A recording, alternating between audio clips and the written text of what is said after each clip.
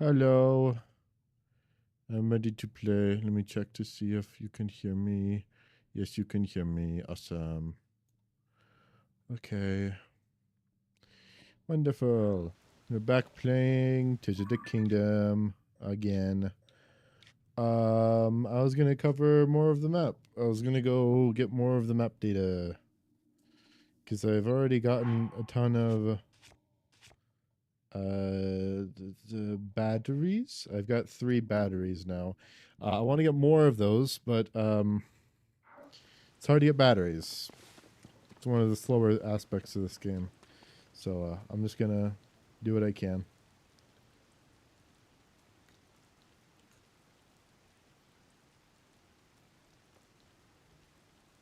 Sorry, I just want to just get myself a drink. Okay. So if I head north here, that's one I haven't gotten yet because it is glowing. Okay, so that's the one of that section. Gerudo Highlands and the Gerudo Desert have 2 separate ones. Which I can't see because I'm pretty sure this mountain is in the way. Well, on Satori Mountain because I was looking for more food stuff, which I got a ton of apples. So yeah.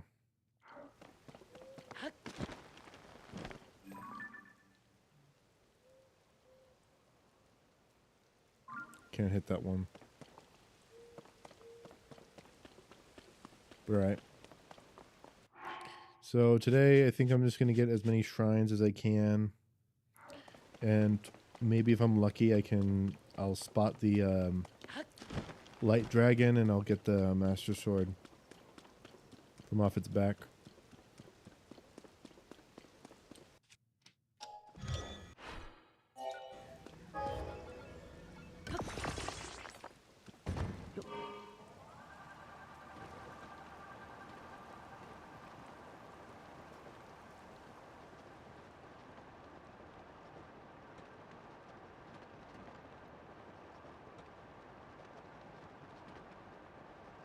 Should actually focus on getting more shrines. I don't have the shrine, the Sheikah sensor yet, so...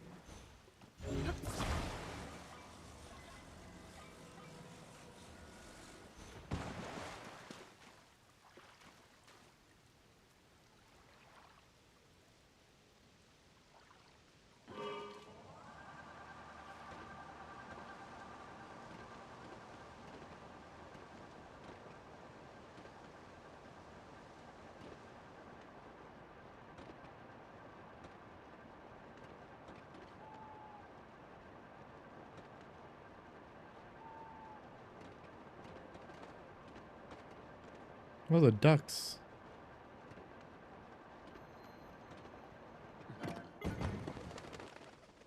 Oh, ducks with bird eggs. Nice.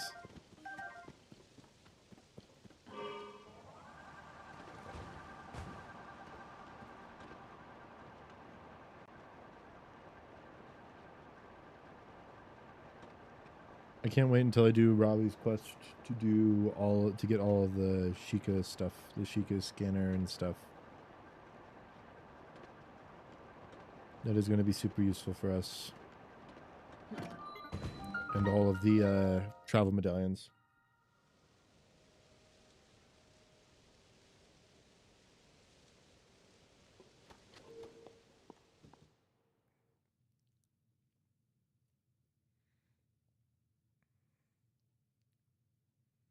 I usually have a water bottle on hand when I'm streaming, but I have to drink soda this time because I ran out of water. And I don't have anything like a Brita filter. Oh, god damn it.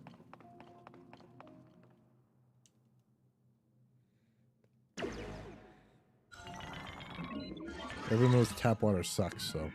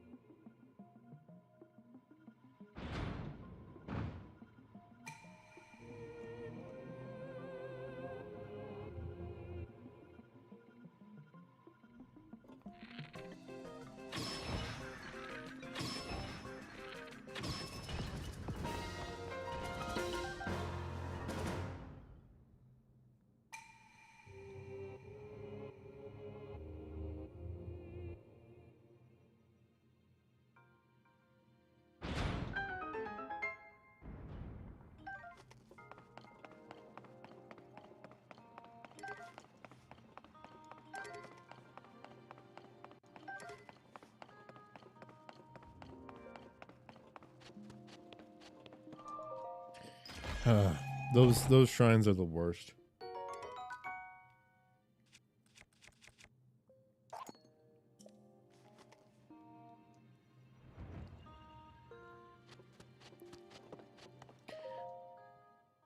I much preferred like the major tests of strength as like the or like the minor to major tests of strength as being the ones that are default, you know?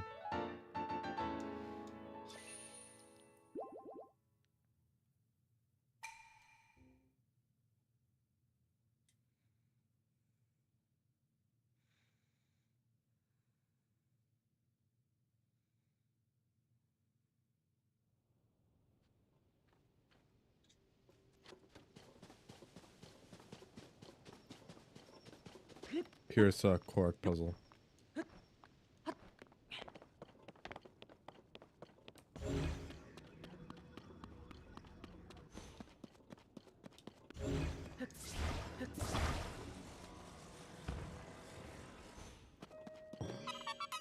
Bop ba da bop. Yeah, ha ha.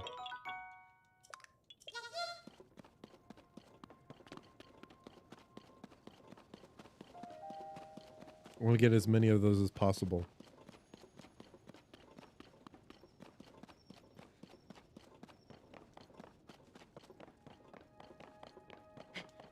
Also, we're on to the second skydiving trial, which is nice. I don't know if I have enough battery power to get to the third skydiving trial. That would be nice, though.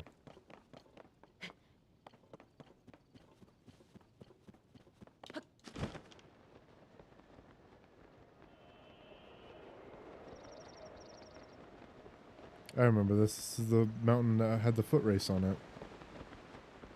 You did a foot race on this mountain in Breath of the Wild. I believe the reward for it was like 30 rupees or something.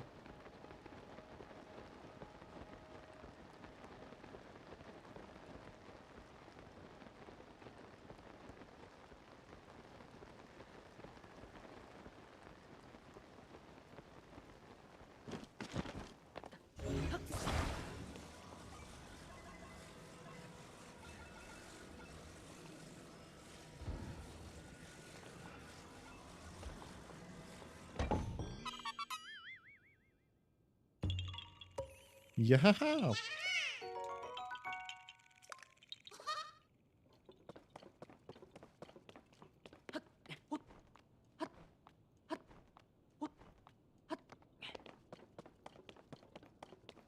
Nice, another shrine.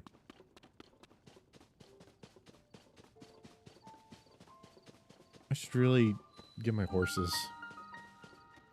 You know what? I should actually make my first horse the golden horse in this game because I already have a bunch of horses from Breath of the Wild and I don't want to fill up all of my, you know, my stable stuff. Built to carry. Oh, I remember the shrine. This was actually a good shrine. One of the better shrines of this game. For having 150 some odd shrines, a lot of them are immemorable. So I actually really appreciate these ones that are.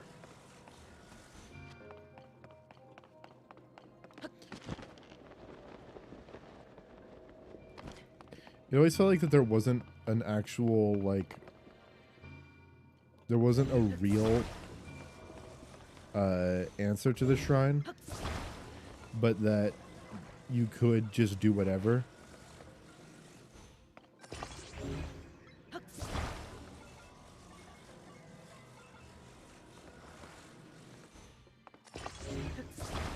As long as it, like, worked, you were, like, allowed to do whatever you wanted.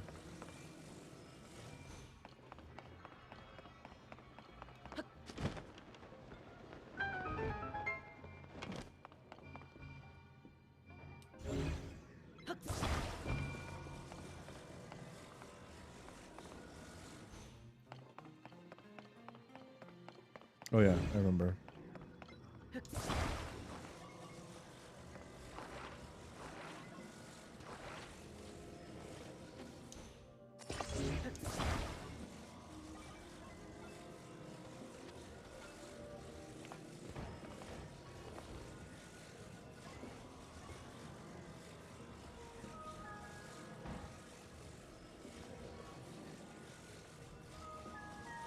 Okay, no, I want this to start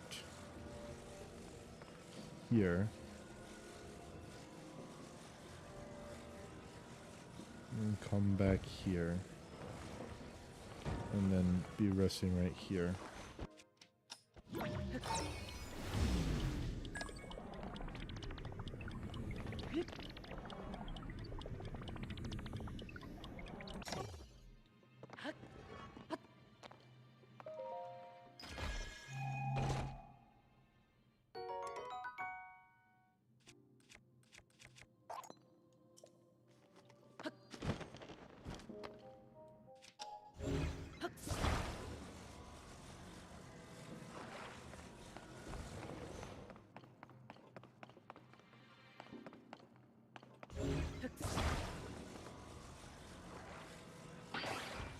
Keep thinking I see someone in chat in the corner of my eye, but I don't know what it is.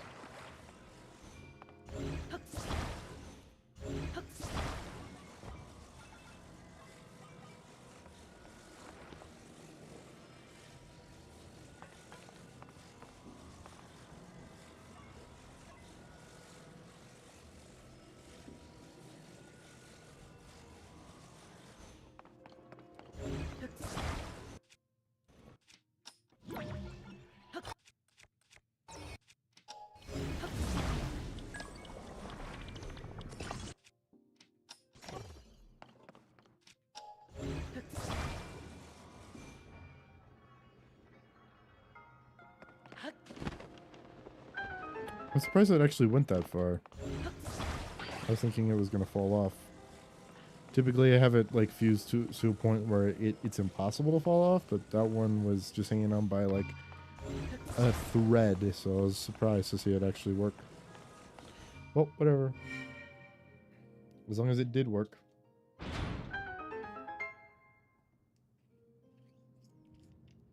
Sorry, I just need a glass of ice right here, so I have to pour myself some more every now and then.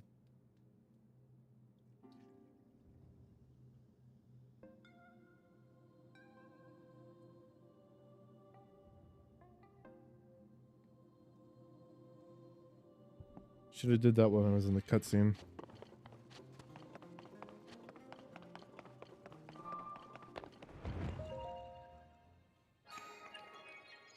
The problem with soda is that you can't really be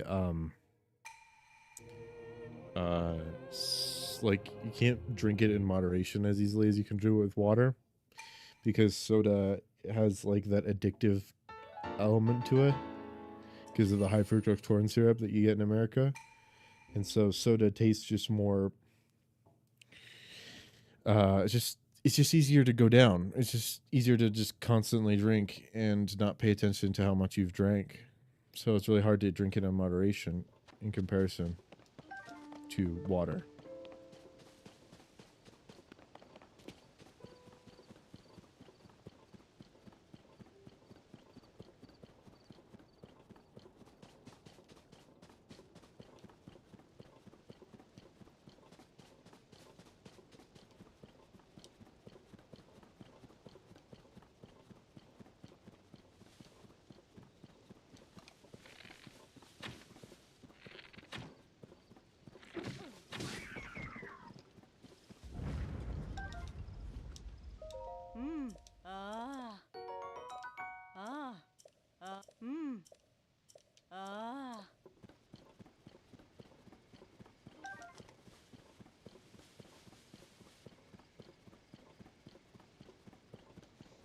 I wish they kept the ancient bridle and ancient saddle in this game.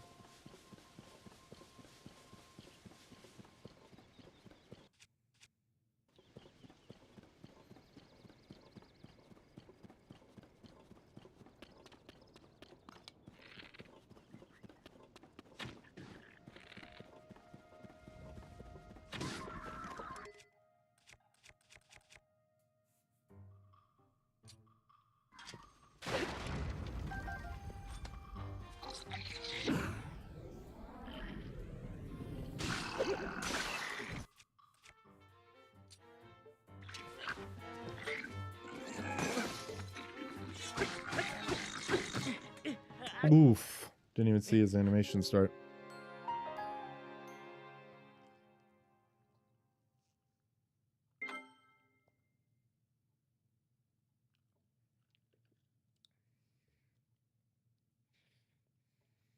So the calculation for your damage and your enemy's damage is completely different in this game.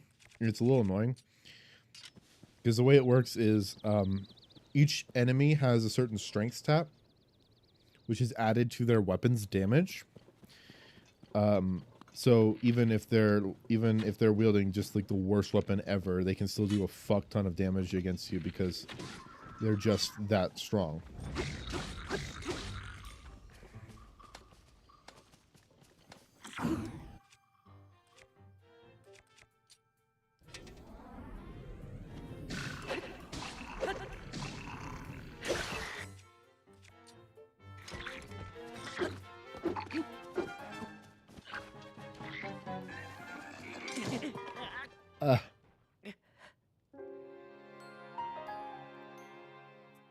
I'm also wearing like the worst outfit ever.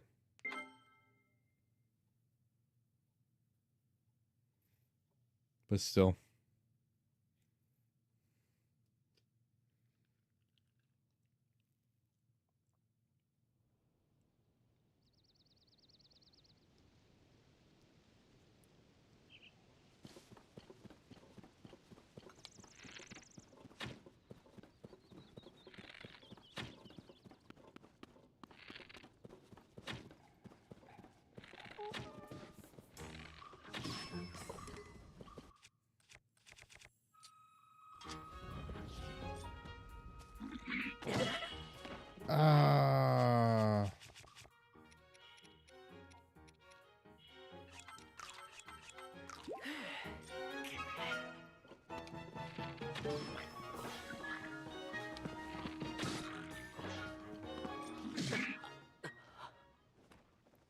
Also, the strength stat is added to their arrows, which sucks.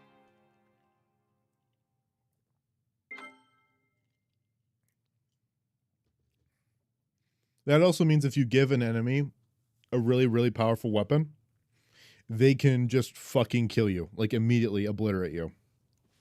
So in order to compensate for that, I believe they increase the amount of damage that weaker enemies like bokoblins have with their strength stat.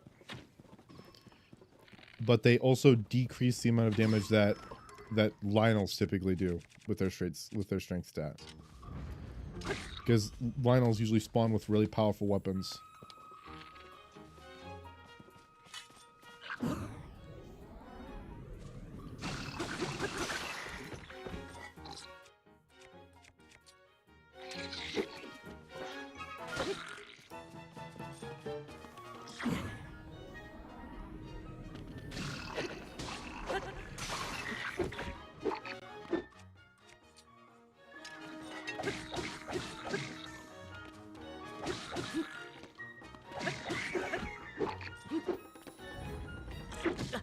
Oh, that barely hit me. Come on.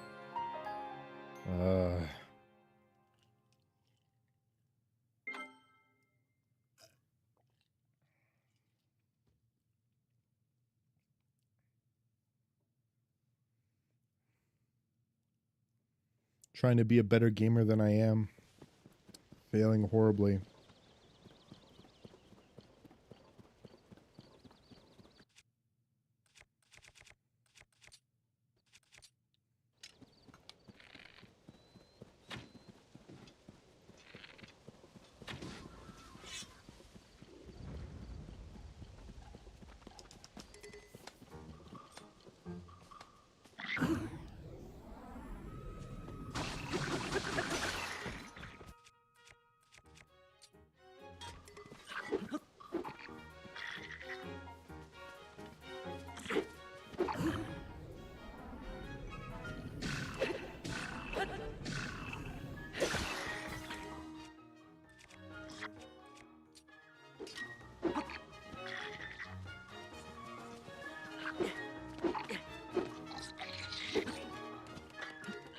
Come on.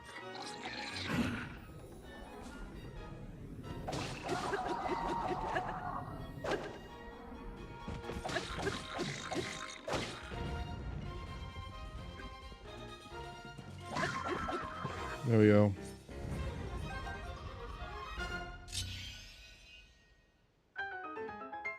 So getting 2 silver bokoblins means that I've got a lot of XP. Must be how quickly and how often I kill Lynels. Still.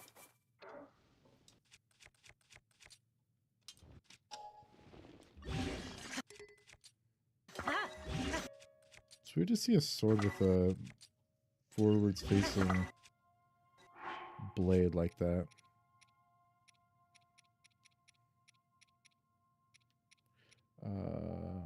Might as well use this and this.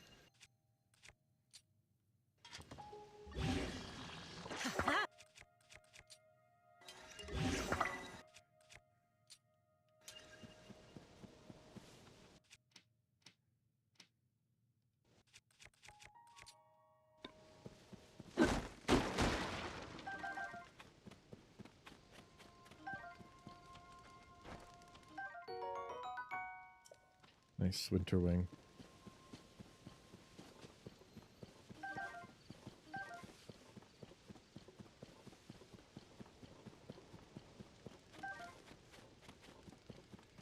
I also think that in Tears of the Kingdom, the fact that your weapons get stronger because you're fighting enemies is a huge incentive to fight more enemies in comparison to the...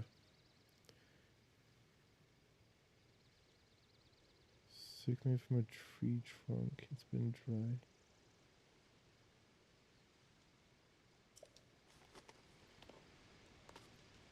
Okay.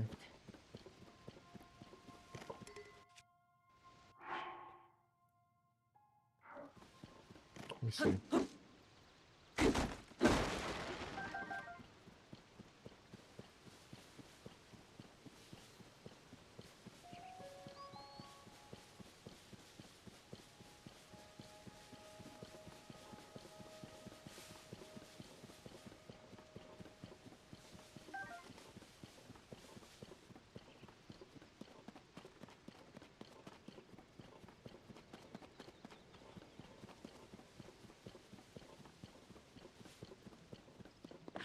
In this game, my biggest moneymaker is Lionel hooves because they're just that good.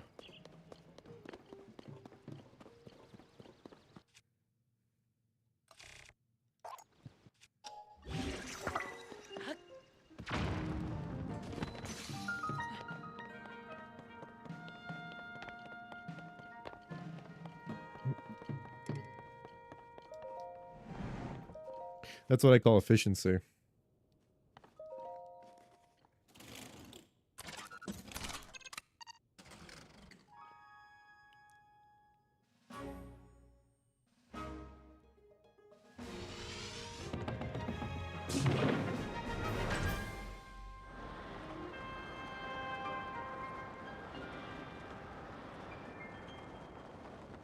Oh, it also takes me up to the top of it, too. That's nice. And the other ones, you have to fucking fly up to the top of them. Which is annoying as hell.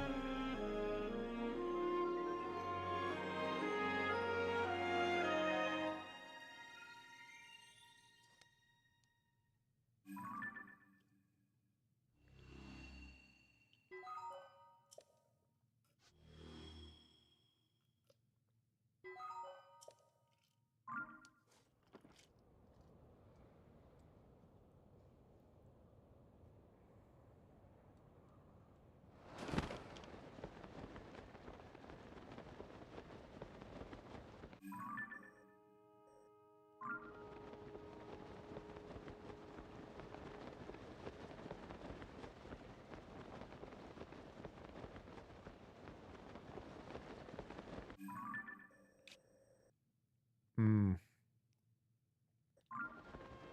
Hopefully I'll be able to get, hold on. What Zonai devices do I have? I have springs. Okay, so I just need floating platforms. If this gacha machine has floating platforms, then we are golden. Then I can just make a portable Skyview tower over there and just not have to worry.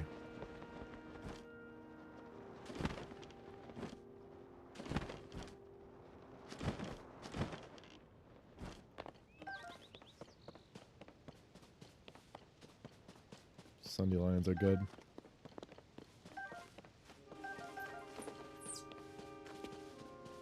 Give me 1 second.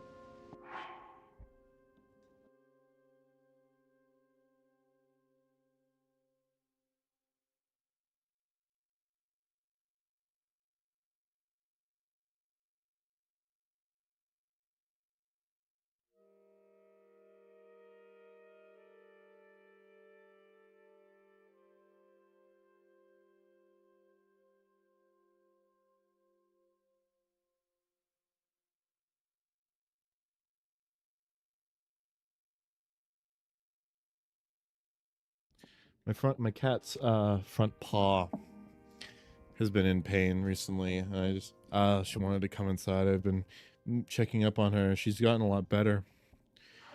It's nice.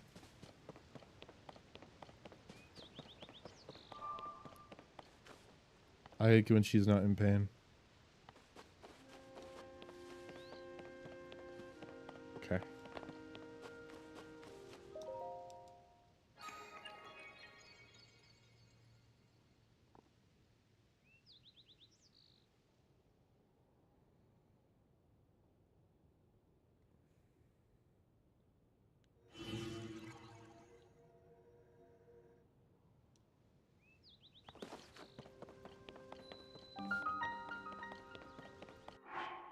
Courage Island.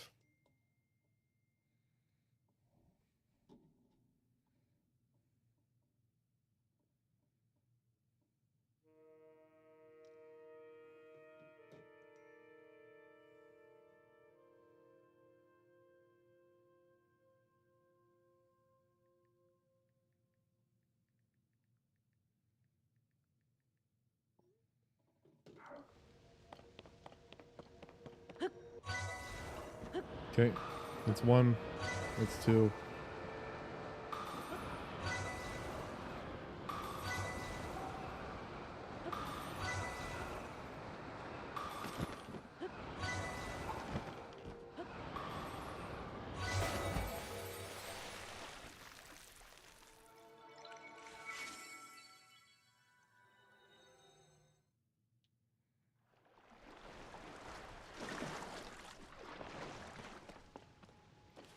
Damn. Too loud. Scared the fairies. Why are there so many fairies up in the sky? Is there a great fairy of the sky or something? Even in... No, there were fairies up in the sky in Skyward Sword, were there? I vaguely remember on, like, some islands where you would get, like, goddess chests, that there'd be some fairies of some kind. But fairies are kind of rare in that game, so I don't remember.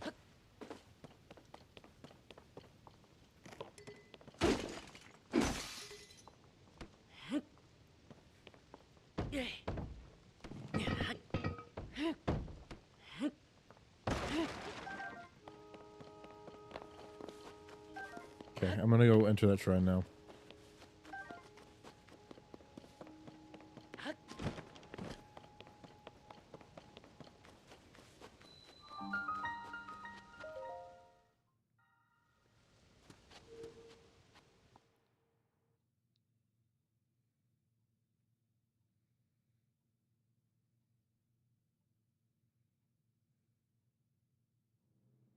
Wow, I really streamed 6 days ago. Was the last time I streamed. That's kind of bad.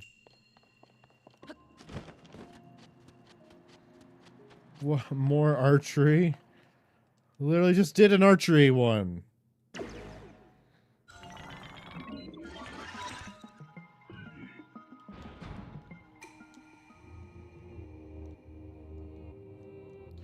don't care. Just move on.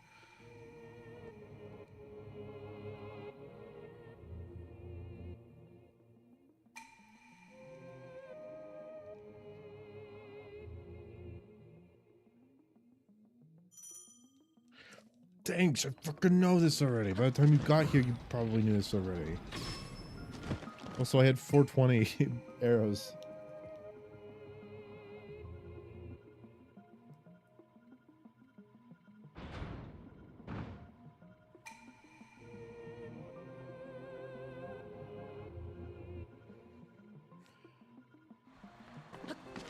Another thing you've been doing the entire game, and the thing that you did in the last game as well.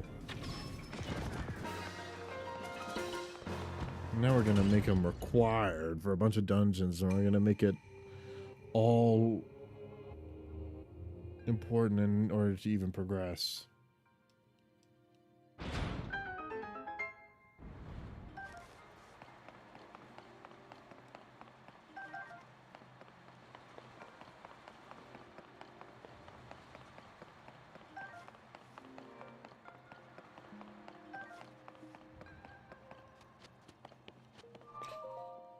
It's gonna be another bow. You know it.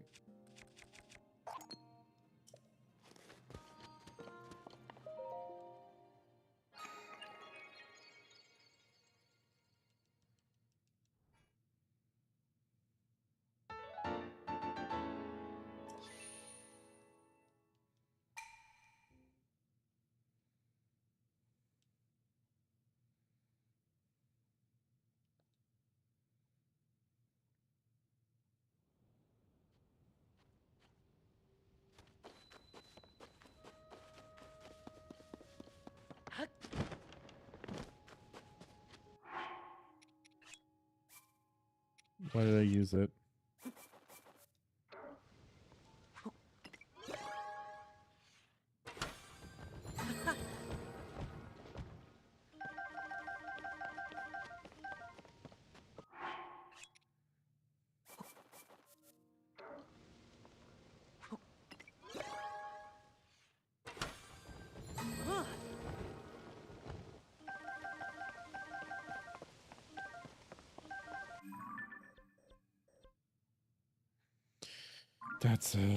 That's bad.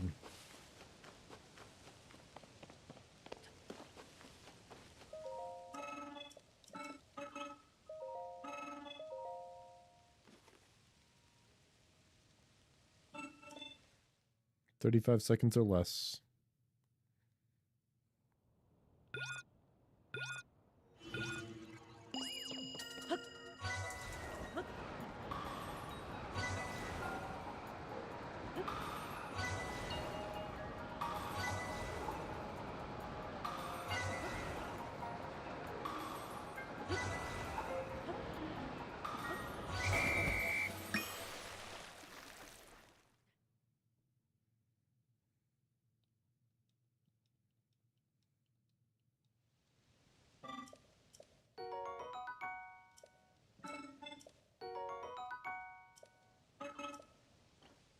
Nice.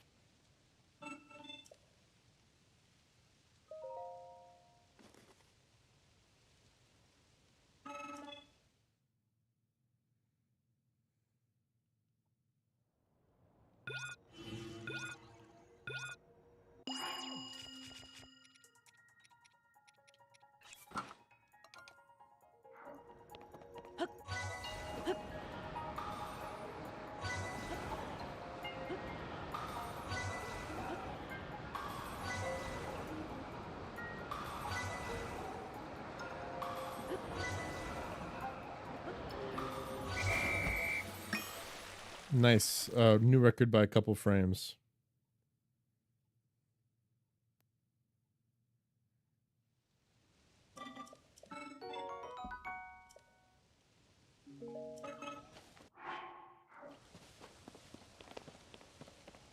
All right.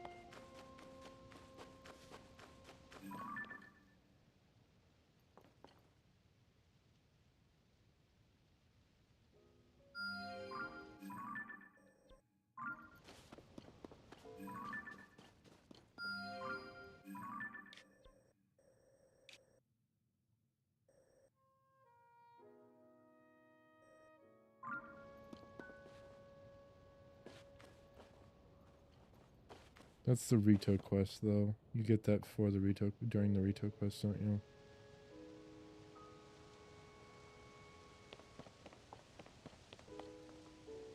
You might not actually.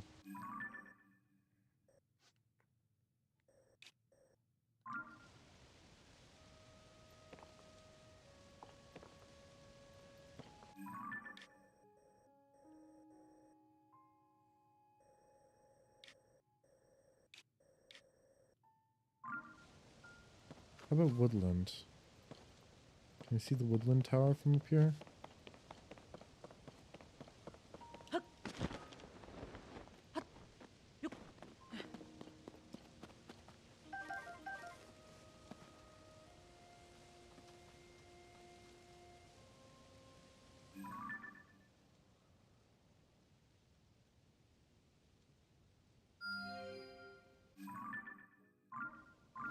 Yes, I could. God, I'm awesome.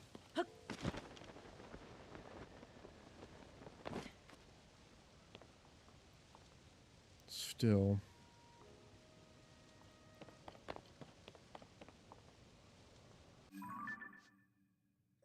So I need to do more depths stuff if I want to get more.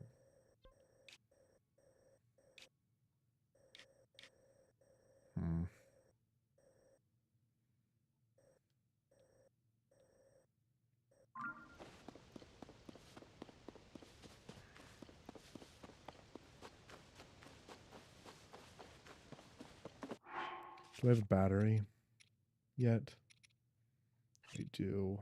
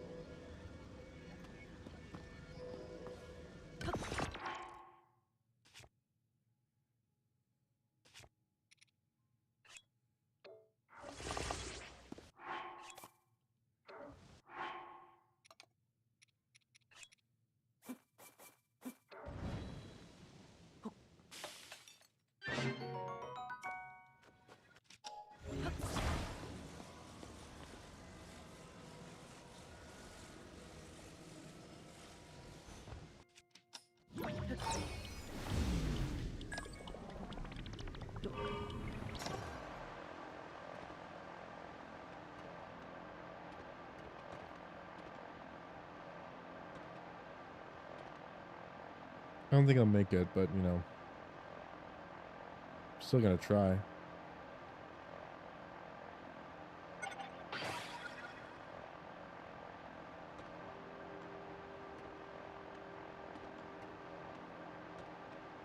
Well, so that's how you're supposed to get up there.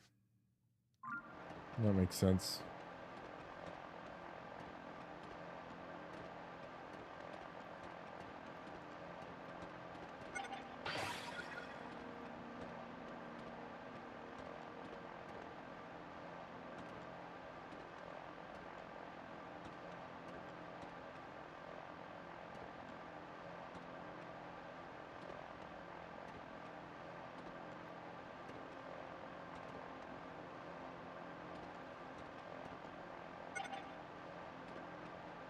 Scared me. It literally made me jump because something else happened on my other monitor when that happened at the same time.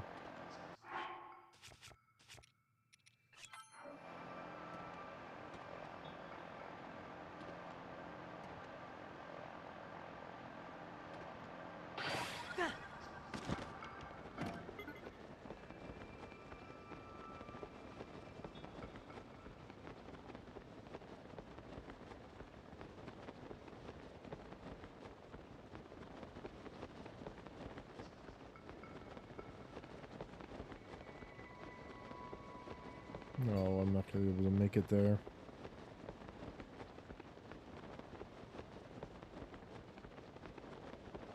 Would be cool.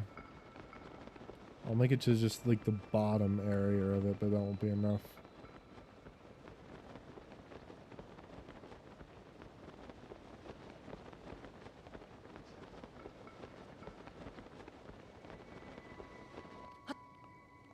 There's no way I have enough stamina to get up to the rest, to get up to the top of this.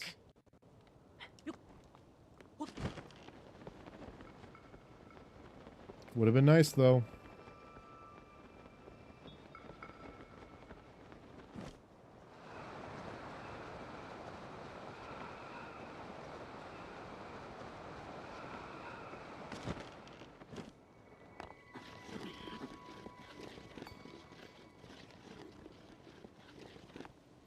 Nice.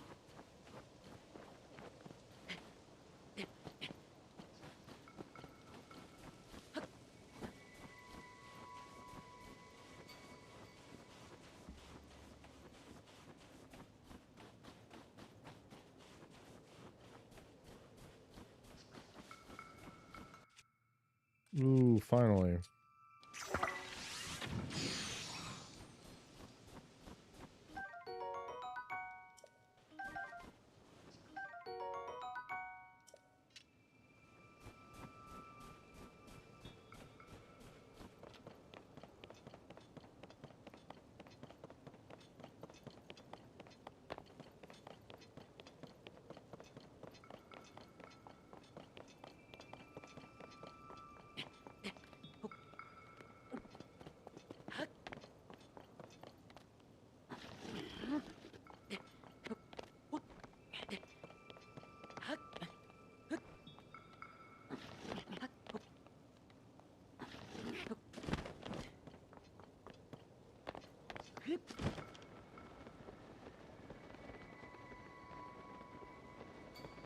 I hear my cat wanting to be let out now. I'll have to let her out as soon as I get to this tower.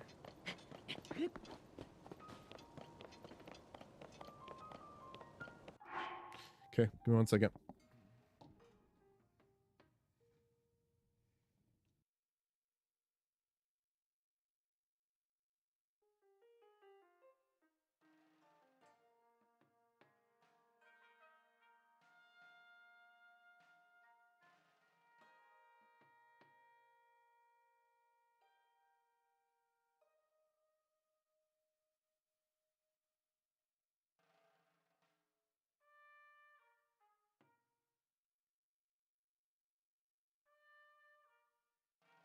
I back.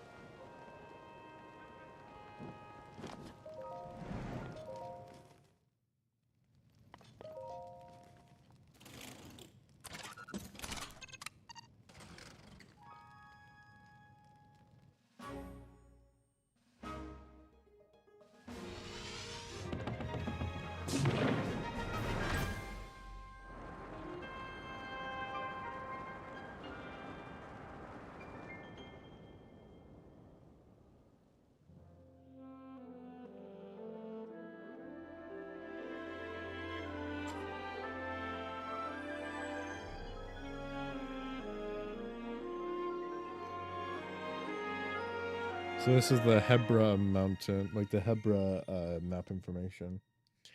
And then later we'll do the Tabantha map information to the east of here.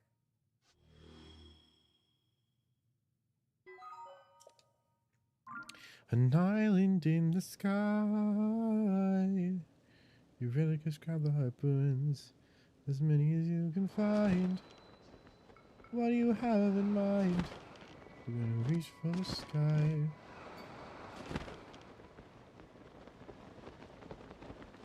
Everyone grab a harpoon and aim it high.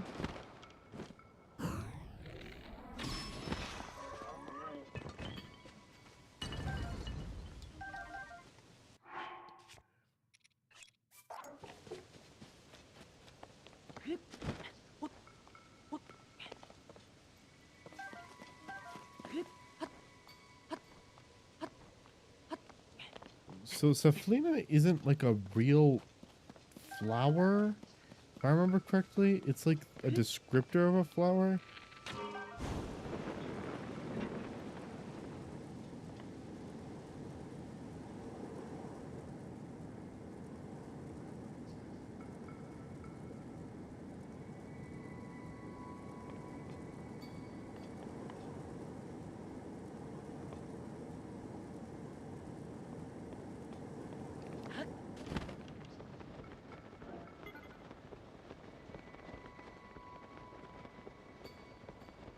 Also, it's super strange that something that thrusts out fire is somehow able to catch enough heat into a hot air balloon that it's directly aiming at to cause it to rise, when in reality the forces should just cancel out. It's like blowing a fan into a sail. And again, it's supposed to be the heat that does that, but it's also thrusting out the thing, and it's not generating, it shouldn't be generating enough latent heat around from the air around it in order to cause it to just do that.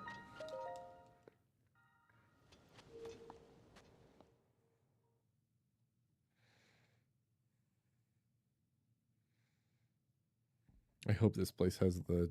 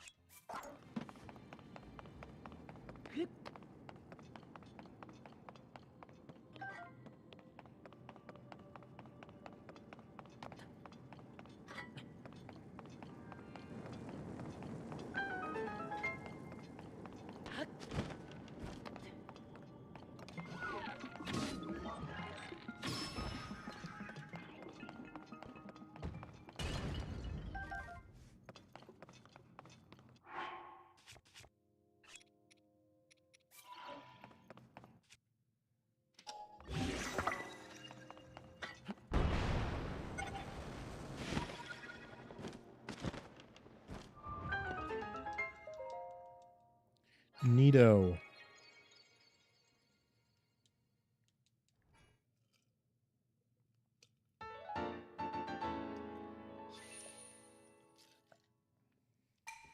There's a shrine in Woodland that just gives you 3 rubies. Just on the ground. There's just 3 rubies. It's nice.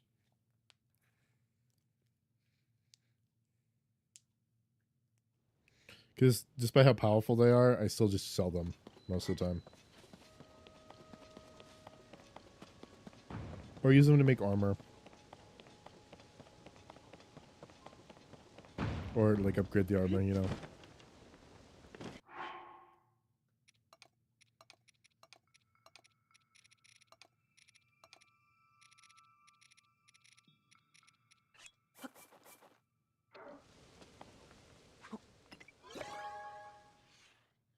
Please give me the floating island, floating platforms.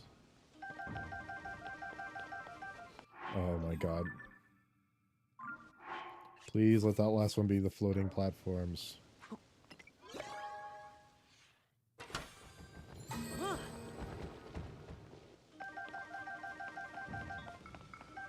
Was it a portable pot? It fucking was. Oh my god.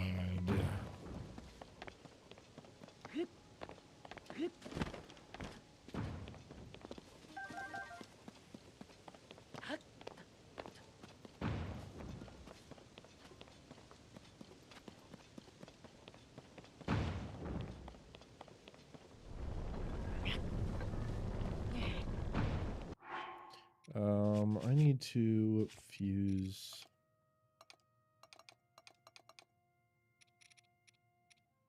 I need something with fire on it.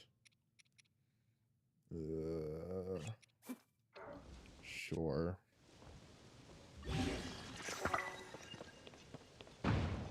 It'll be enough for me.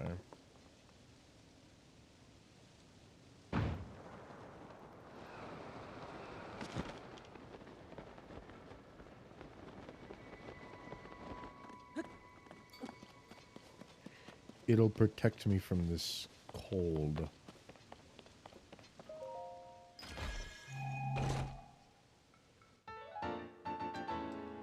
So the old map.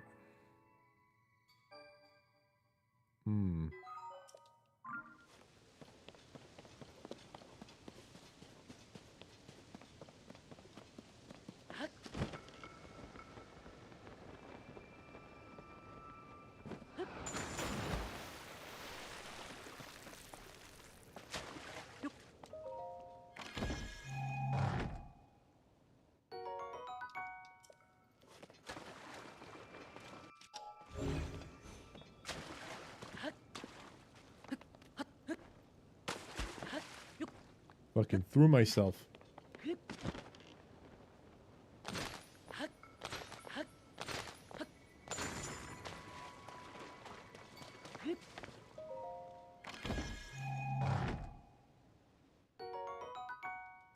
Balloon.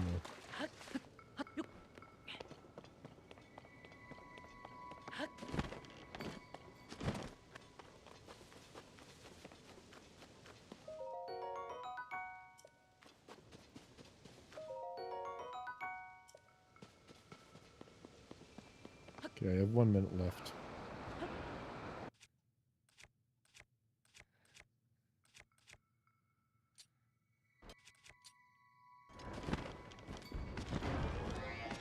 Oh, it's only a construct one. Fine.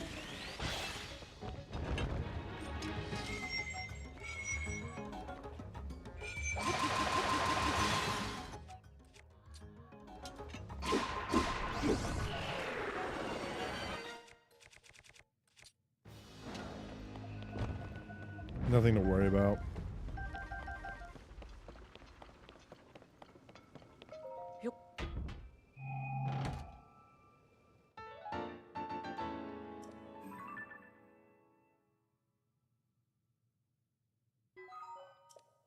Nice.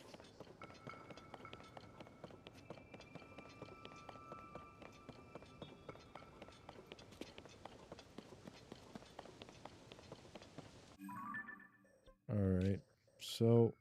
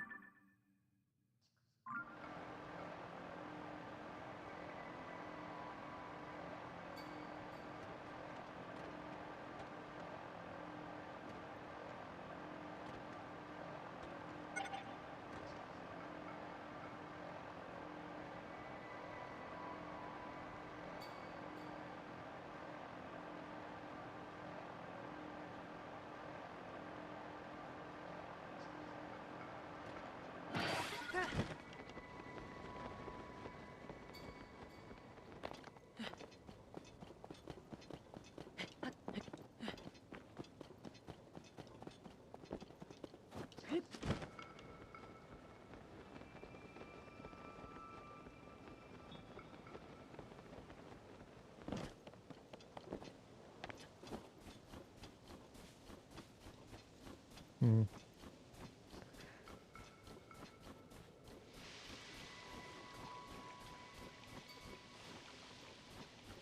What do these have inside of them? Either ore or monster, probably.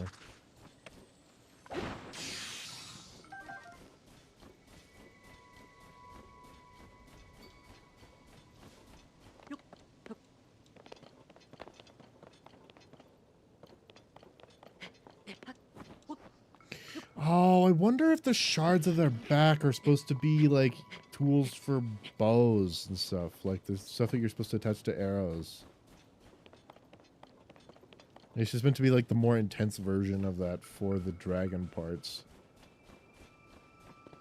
It's like because they're more abundant than all the other dragon parts. But they do less damage in all of them. So throwing them on a weapon is actually kind of mid. So maybe they're supposed to be used on bows and stuff. I don't know. I couldn't tell you.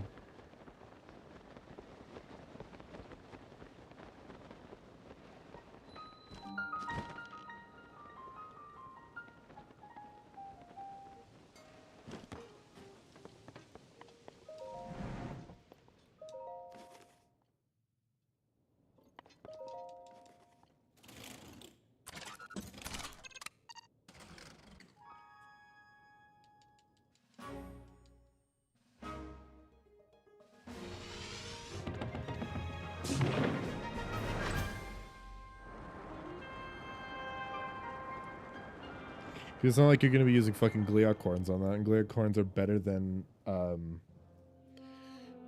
all the other dragon parts when it comes to weapon making and stuff. I mean, I don't think they do more damage, but I think they, because they last longer, they'll always do... Actually, maybe they always do more damage because of... When you use an elemental part, they do 10 of the associated elemental damage until they run out of charge. And the Gleocorns never run out of charge, so they'll always do the 10 extra damage of associated element stuff. So you'll never have to worry if you're running low on that kind of damage. You know what I mean? So, I don't know. So, for instance, this horn adds 16 extra damage to this. But it also adds 10 more of fire damage. So, it does 26 damage.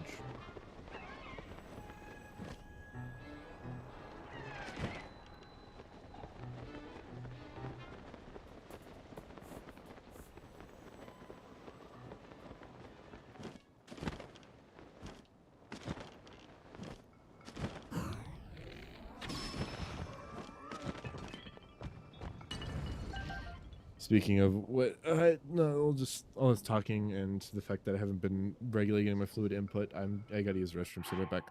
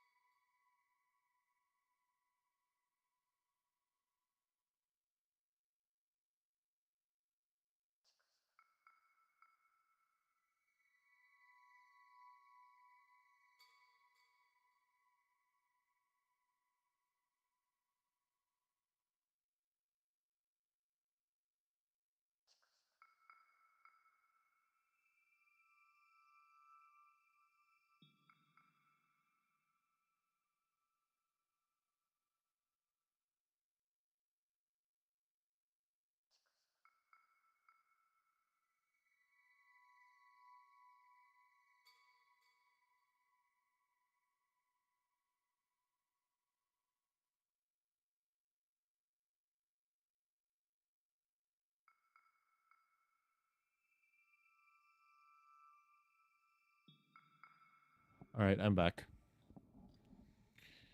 Nope.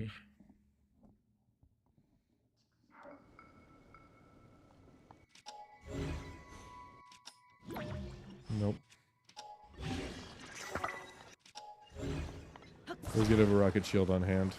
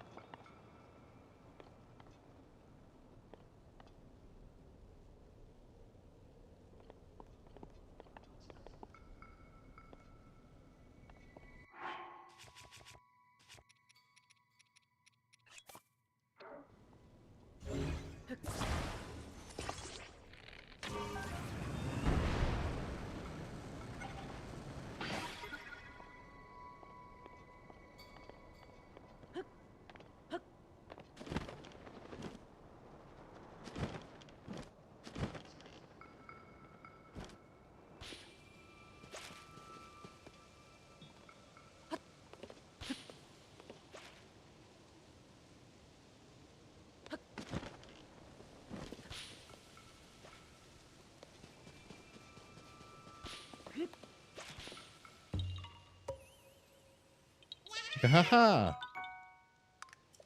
Yeah.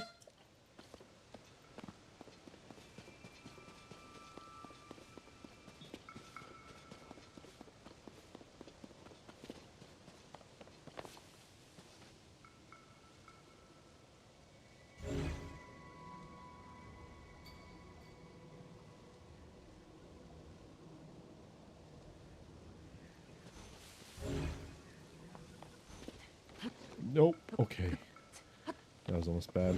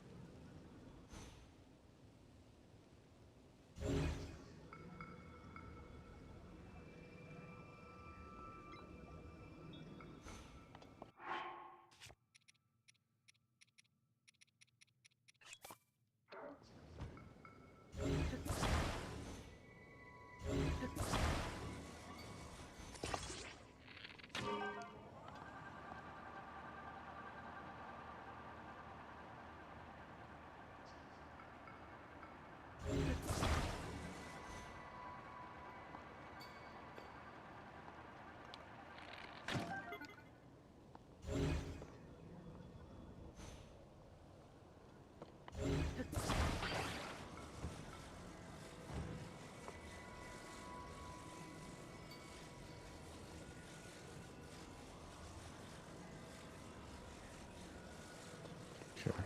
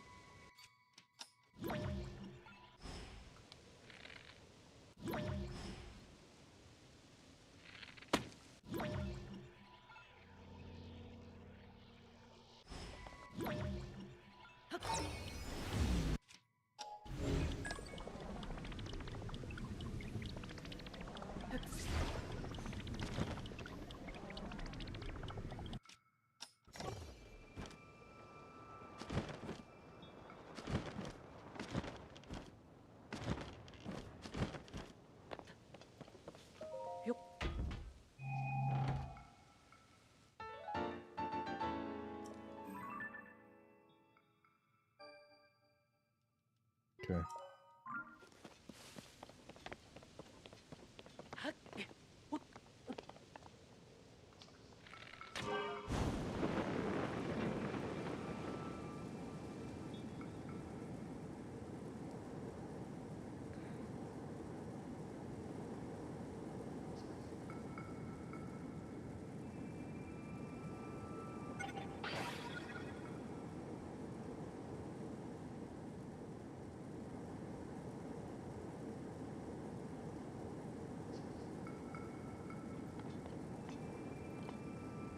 Second battery? How you doing? Okay. Battery's doing good.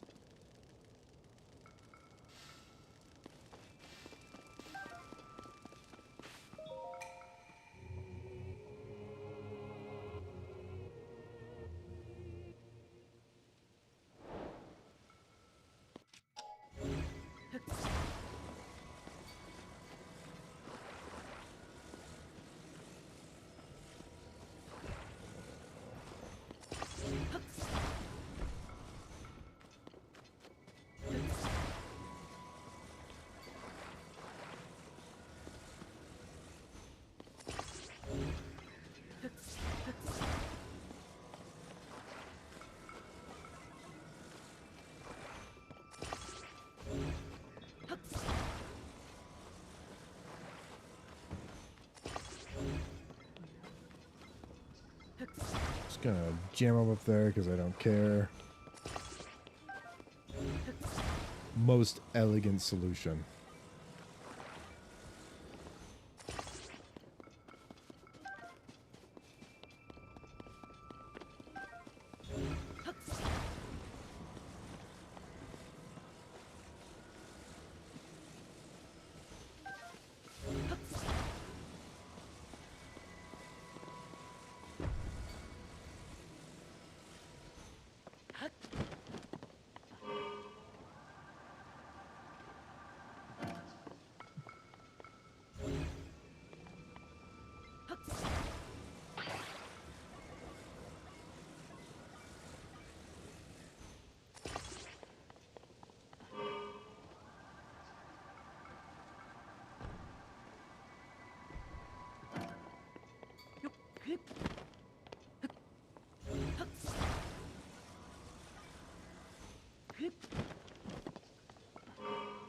Okay, now we're in business.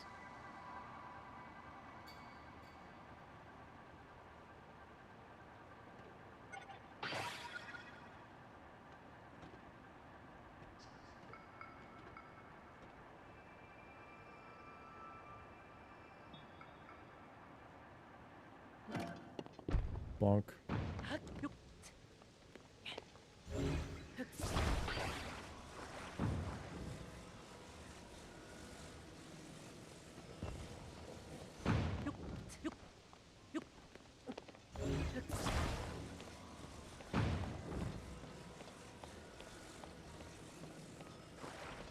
There's a fight up here. Looks like the remnants of a battlefield for some reason. The sky is meant to be so peaceful. How's there a battle?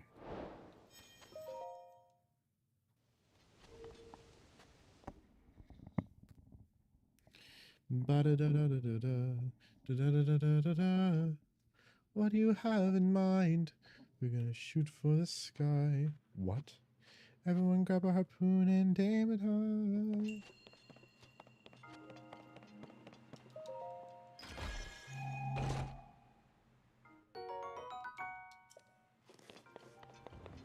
It's gonna be so exciting when I actually get a model and I have to do face tracking, which means I have to put like I have to get a phone mount and everything and aim it properly at my face while I'm like 3 feet away from like everything and make sure that my mic isn't in the way. It's gonna be so much fun. Not annoying.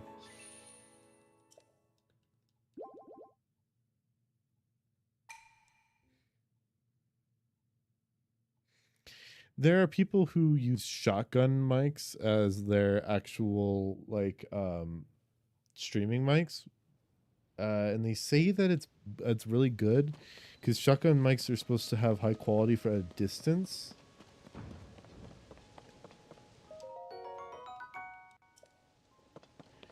But I don't know if I want to invest that much money into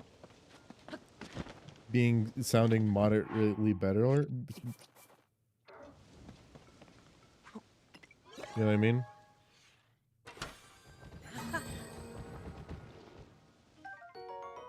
Ah, sled. Fuck.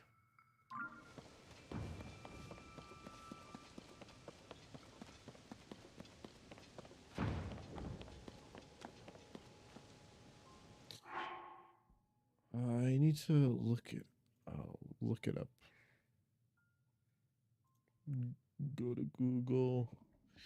Give it 1 second. Looking up an object map.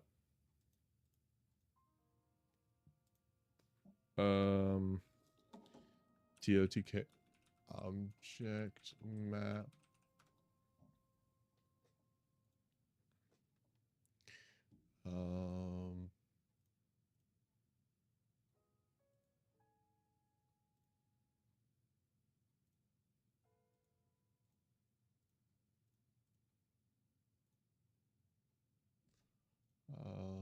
Go up to here, go to the sky.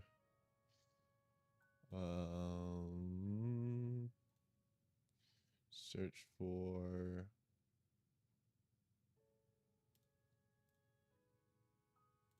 device dispensers. Okay. And search for platform. Leve. No, I don't want dog treasures.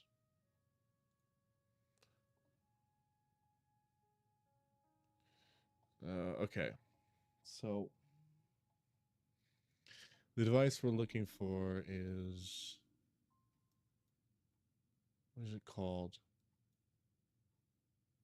Stabilizers, hydrants, steering stick.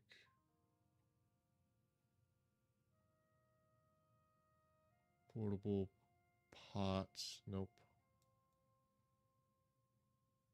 Homing cart.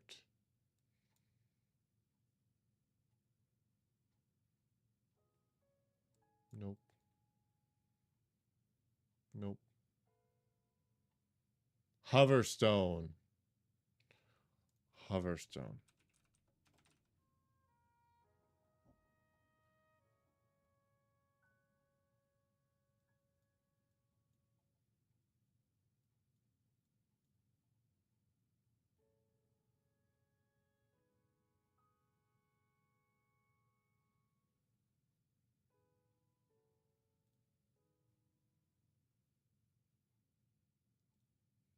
Nope.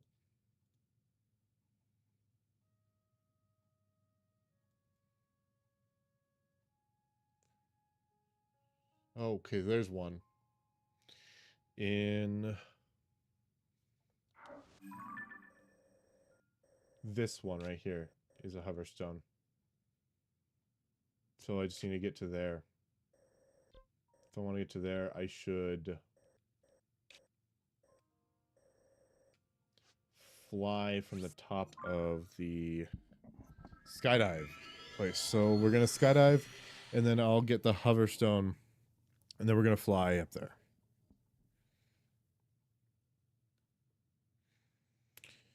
I think I'm going to use just my normal my hover bike for that.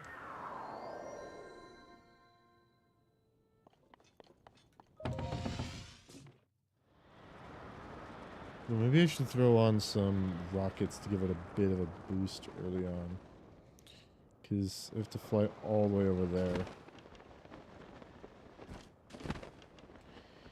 It's immaculate. The place I want to use my hoverstone the most to get to is a place that gives me the hoverstone.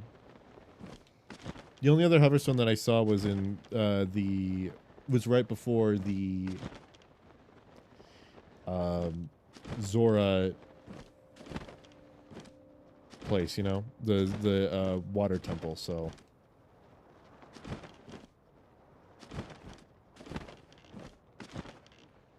I just don't want to do something that important just yet,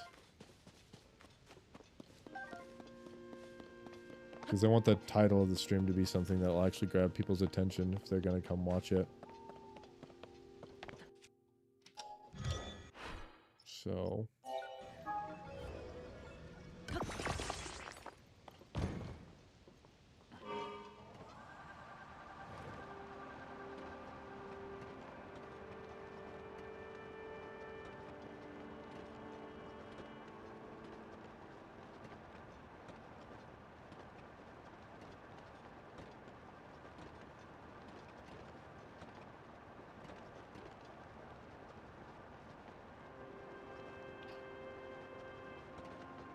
there's an anime I've been watching recently, I've been rewatching recently, called A Realist King Rebuilt the Kingdom. And it's decent, and it's okay, I like it. But then there is also this aspect to it that I think is super cool, that I only recently discovered upon looking it up. But there is this demon lord, as there is in fucking every fantasy isekai ever. But the demon lord, you never really get to see them. They just rule the country in the north, right? Their territory in the north, right? And they rule over demons and monsters and whatever. While the dragon in the south rules over humans. Well, apparently both the demons and the dragons are actually... This is fucking weird. So, this other world, right, that he gets summoned to is just really peculiar and bizarre. But it's another world, right? It's normal for another world to be peculiar and bizarre. Like, there's magic and everything, and everything rests on a supercontinent, so everything, like, is, like, pristine and, like, kept in control on this supercontinent, right?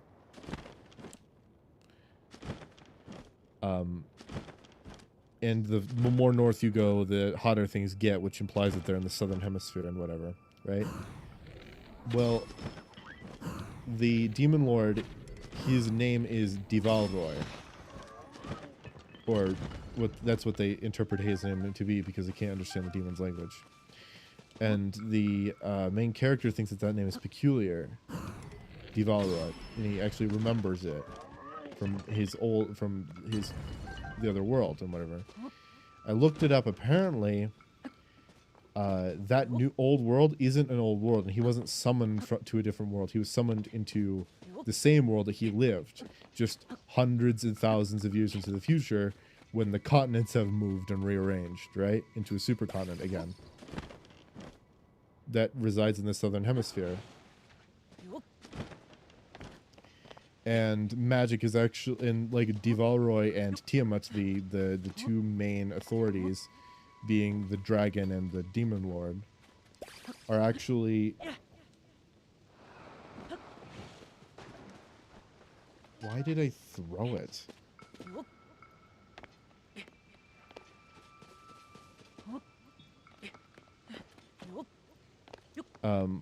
Are actually artificial intelligences who both created the world to be in like their image, and they created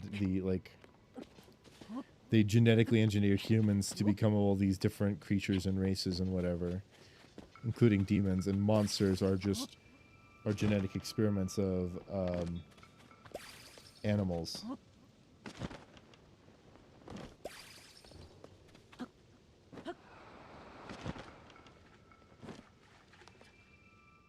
I don't know why I didn't disappear, because I was hovering up over the wall. Anyway. I don't know when they're going to figure that out, but apparently that's in the manga, and I got spoiled that in a Reddit thread. But it's cool that instead of being like a twist on the head of you're being summoned to another world and now there's magic and everything, is no, you were just summoned like 400 years, like a few thousand years into the future, but you're still on Earth and whatever. Give me 1 second.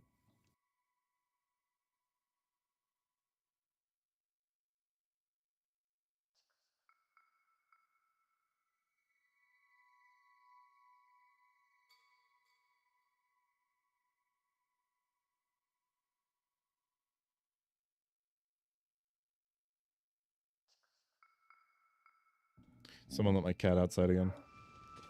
Whatever. Actually, I know who that someone is. Nice. Snatched from the air.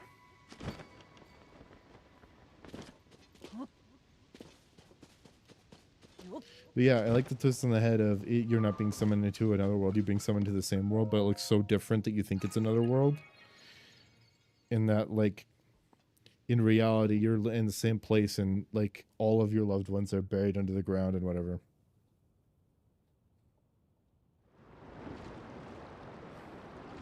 I just think it's neat.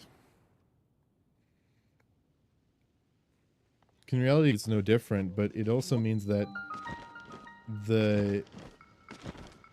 these things that were being worshipped, these gods, like Tiamat the dragon and the demon lord, are in reality just artificial intelligences, and you actually have to just deal with that shit.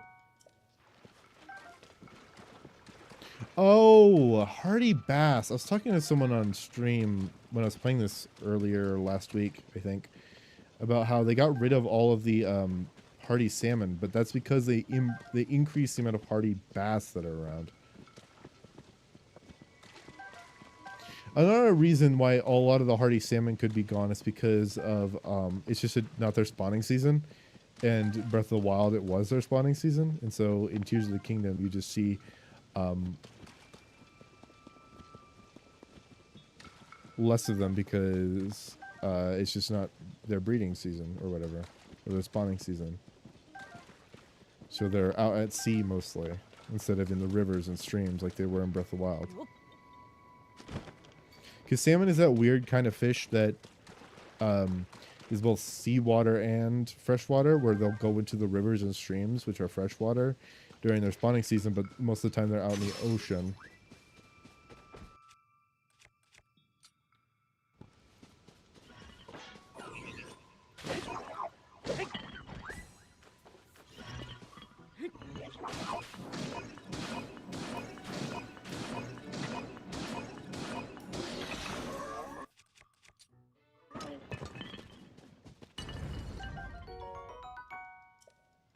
Soldier 4.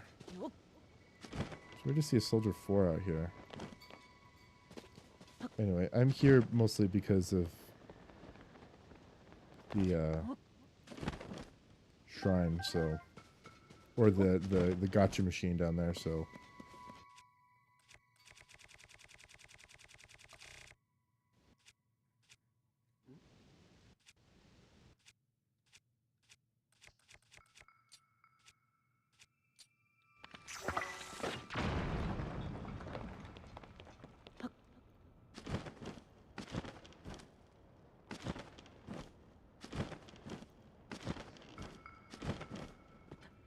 Maudivadoi.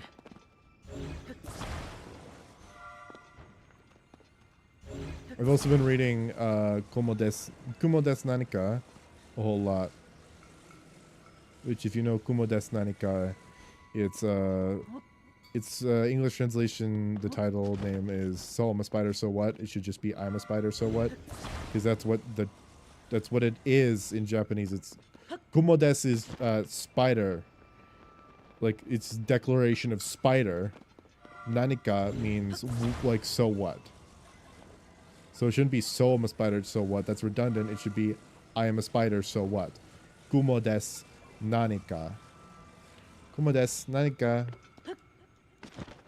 Anyway, I've been reading Kumo des Nanika, and I'm actually near the end of that series. I've been reading the light novels.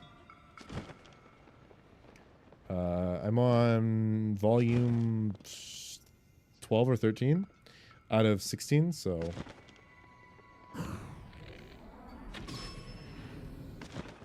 can't wait until it's over. Not to say that I hate it, but like, I can't wait to get to the end of it, you know?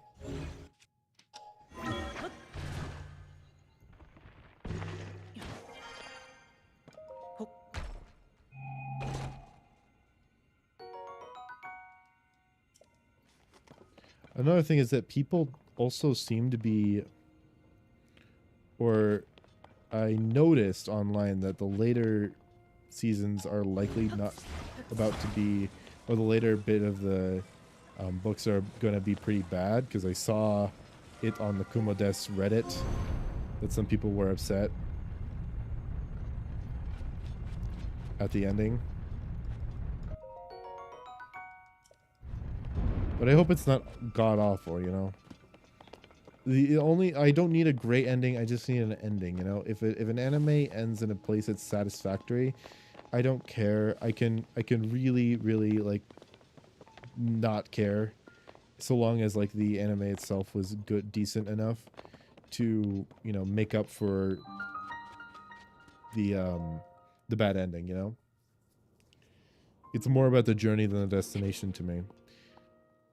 So I don't care if it's bad, so long as it's not god awful. So long as it doesn't ruin all the stuff that like it built up to be. Especially since the it's pretty complicated at this point, because it's a very political-esque anime, or political-esque light novel. And most of it doesn't actually follow the main character at all. The main character being Shirauri, or Gumoko, or White, or what are the other names? Wakaba. All these different names for the same character. So I think that despite the fact that it doesn't follow her all that much anymore because she's more reached the end of her arc, um, it will go back and it will start being more about her again. Or at least it's my hope.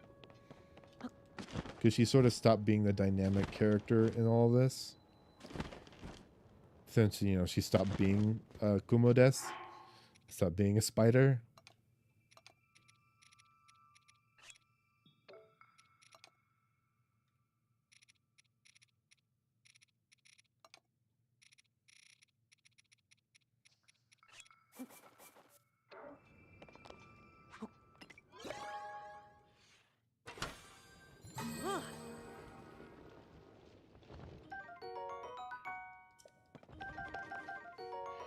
Mirror and the Hoverstone. Hoverstone is what I needed in order to make the portable Skyview Tower.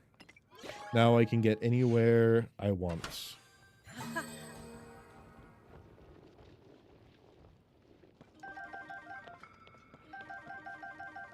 Spring and Hoverstone in this one? Oh, come on, didn't give me any more Hoverstones after that? I need more Hoverstones.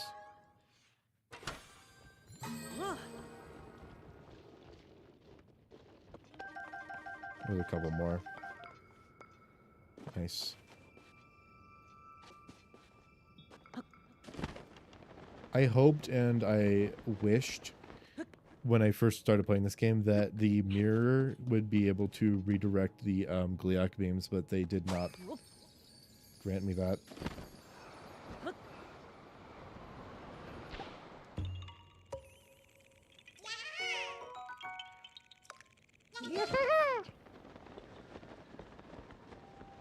Yeah, I have enough height, especially with the low gravity.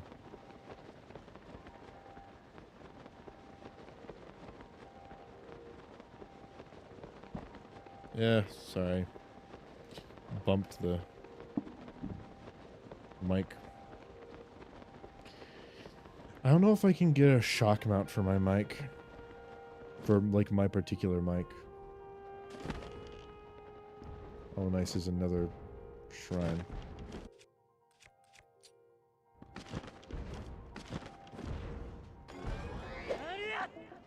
No! Okay.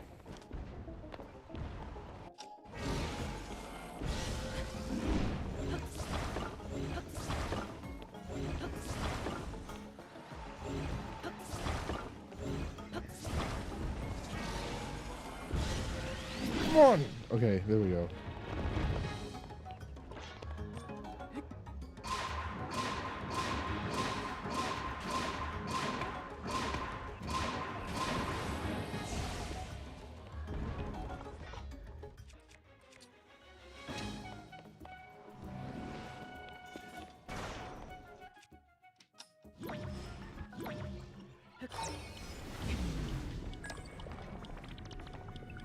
After hearing that in rebuilt, the Realist King rebuilt the kingdom, that it was an artificial intelligence, after like knowing about that now, I think it's so much more interesting knowing that all of these different people are just genetically modified humans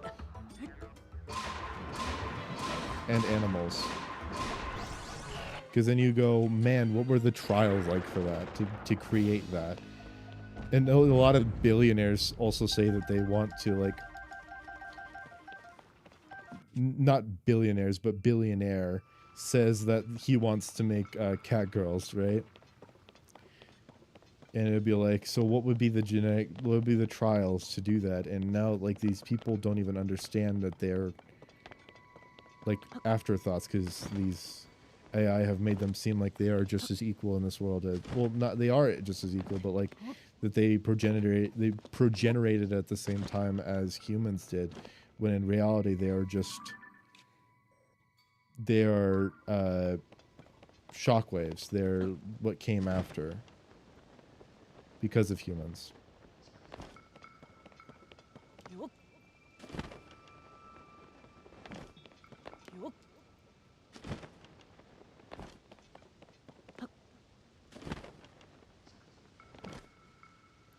If it falls off the edge, it should respawn.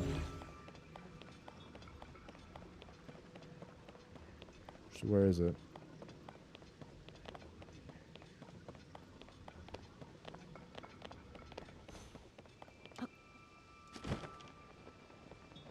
Where'd it go?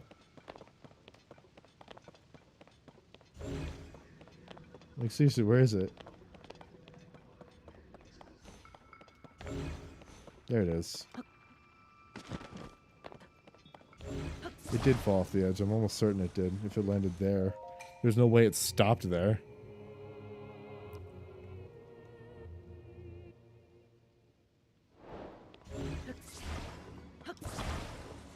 We're not in Tabantha, are we? Technically, yeah, because Tabantha stretches this area. With Hebra being just the mountains in the corner. I would think that the Hebra is technically in Tabantha, but they're labeled differently on the map, so... whatever.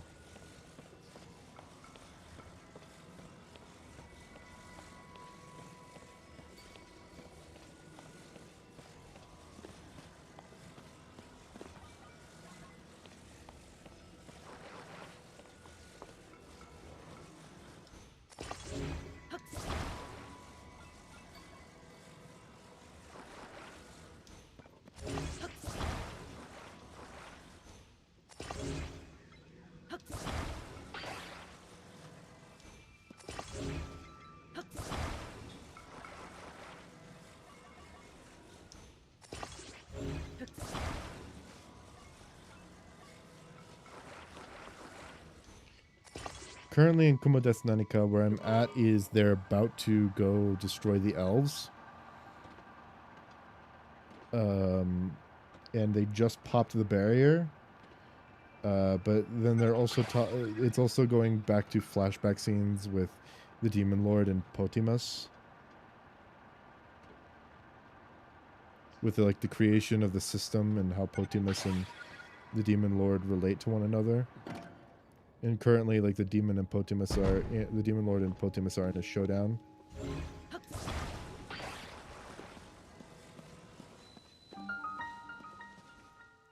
Ganos Shrine?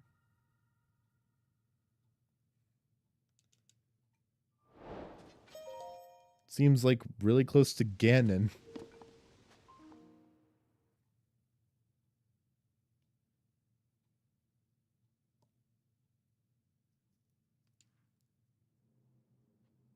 Oh no, I really like Kumodes Nanika though.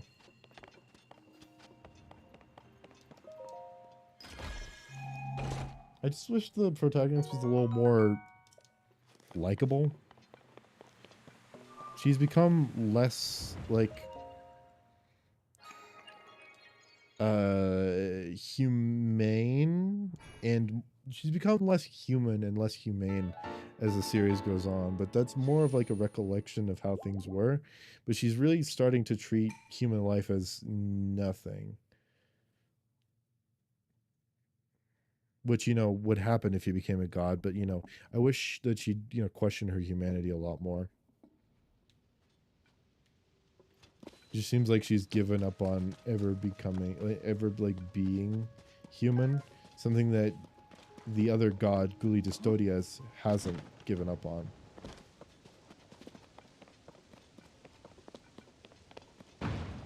Because he still tries to feel human. And even as a god, he still attempts to reconcile with human emotions by interacting more with humans than really he ought to as a god. But it's more to humble himself. Perhaps he should actually get the skill of humility.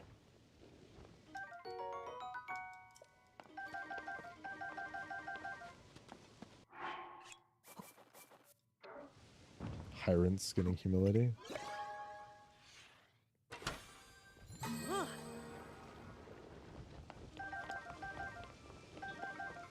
Also, I noticed that the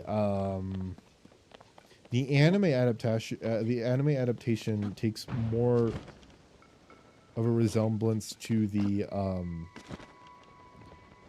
light novel than it does the manga, because they also read the manga up to where it is currently. the manga, I believe, is actually doing it in chronological order.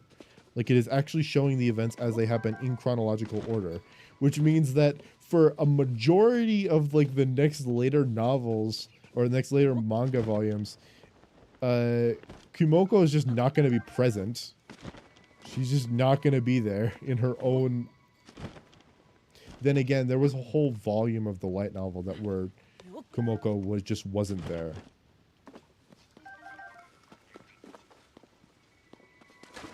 And instead followed Julius.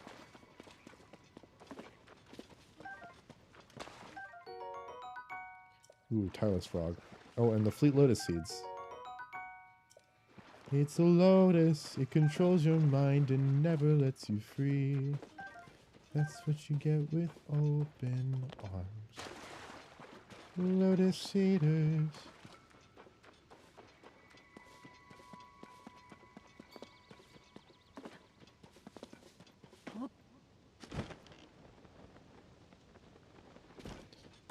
Just when there's other food to eat. A cave, scary cave. A cave, saying there's a cave for us to feast. And where do we sail to find this food-filled cave? East, that way. Thank you. This life is amazing when you meet it with open arms.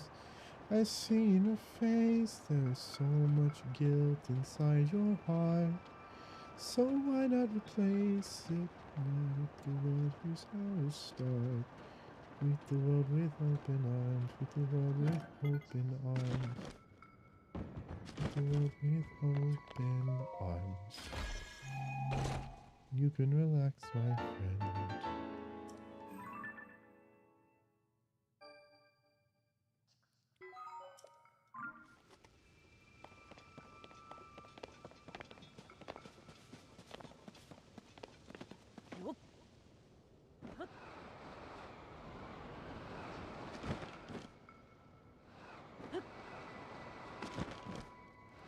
Look at all these. Gotta hand it to you both. This is quite the treat.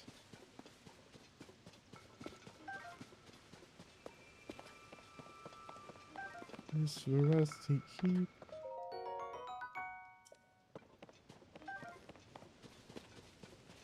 Why would the lotus all this food? Who are you? My sheep. My favorite sheep.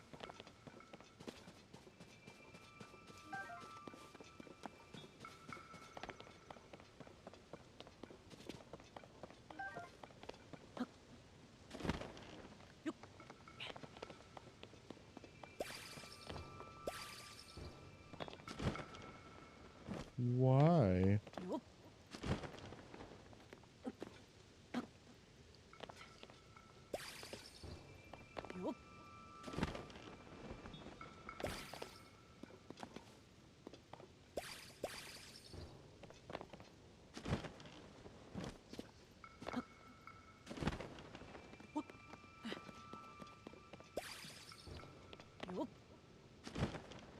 It broke as soon as I jumped, so I can't jump.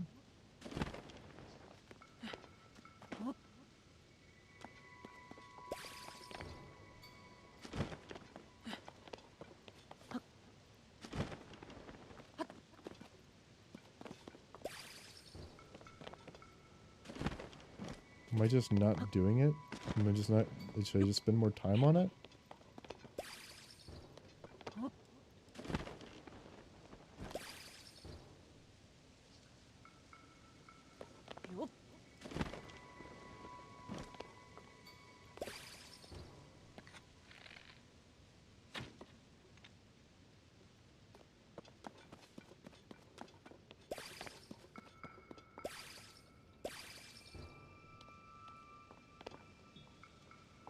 Why is it...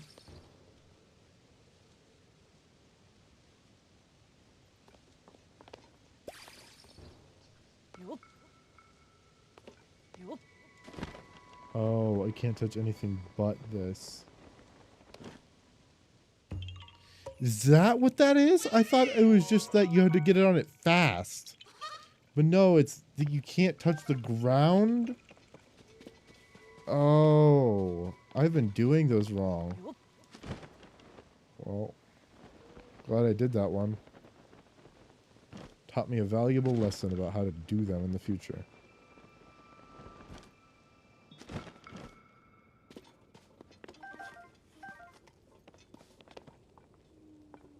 It's almost too perfect, too good to be true. Why would the lotus seed pass up on all this food?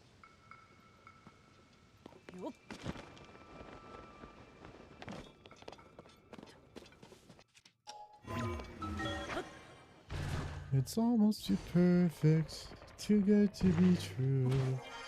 Why would the lotus seed pass up on all this food?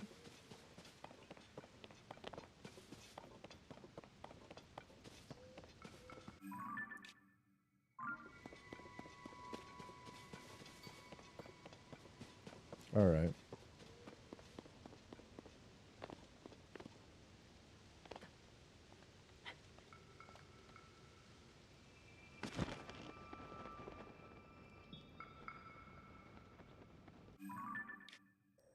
I think I've done basically everything except for that island in this entire place. And even then, I think I actually did do that island. Oh, Blood Moon. I haven't done this. Well, let me look up how to make, now that I have all the materials, let me look up how to make, a portable Skyview tower. Portable Skyview tower.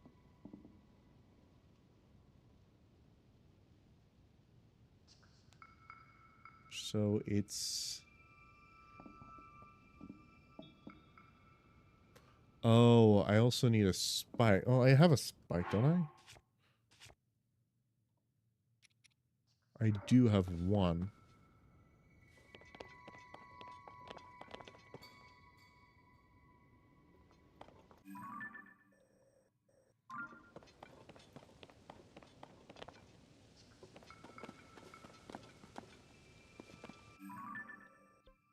I think I could actually just glide from here, but I want to see.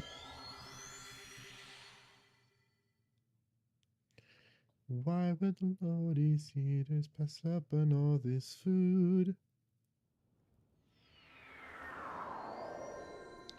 It's almost too perfect, too good to be true. Why would the lotus eaters pass up on all this food?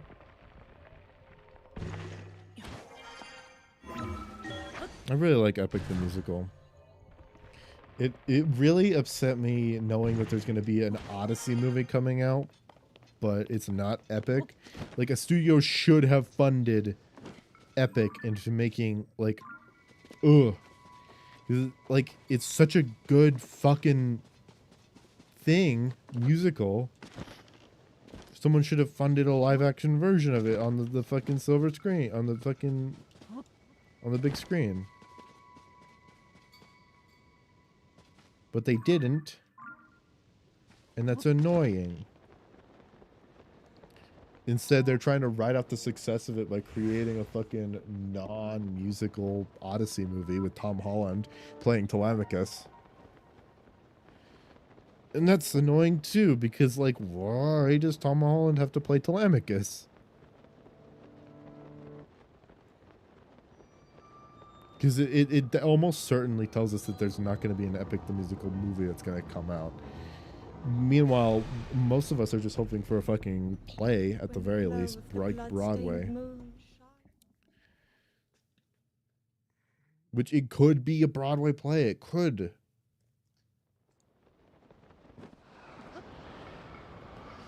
There are plenty of stages that it would be good to be played on.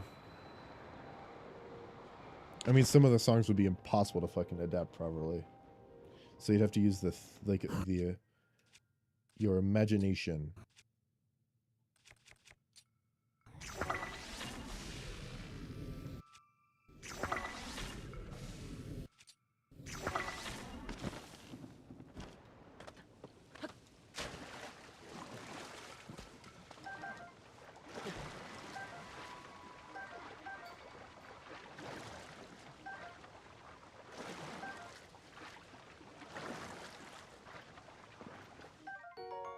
It's almost too perfect, too good to be true. Why would the Lotus Eaters pass up on all this food? Who are you? Hi there. We're travelers. You killed my sheep. My favorite sheep.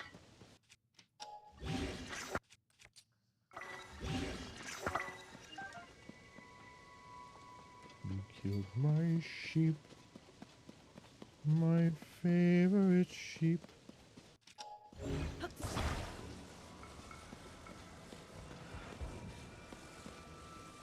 There's been a misunderstanding. We didn't come here to steal. But now that I realize we've done some damage.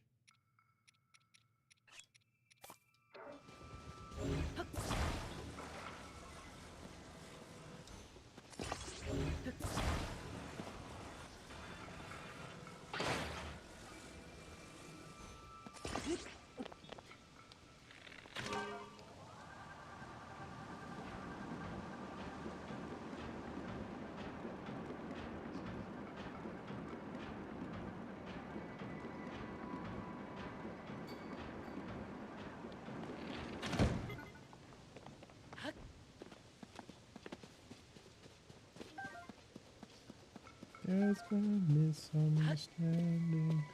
We never came here to steal.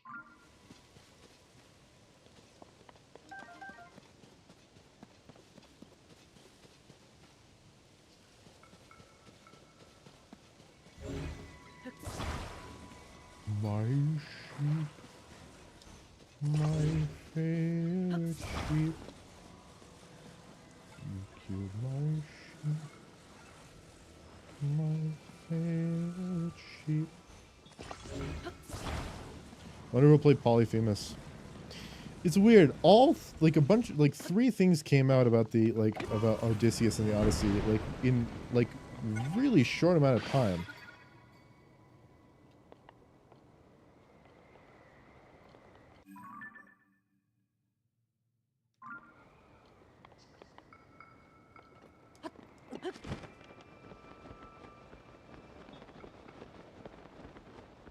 I fucked up.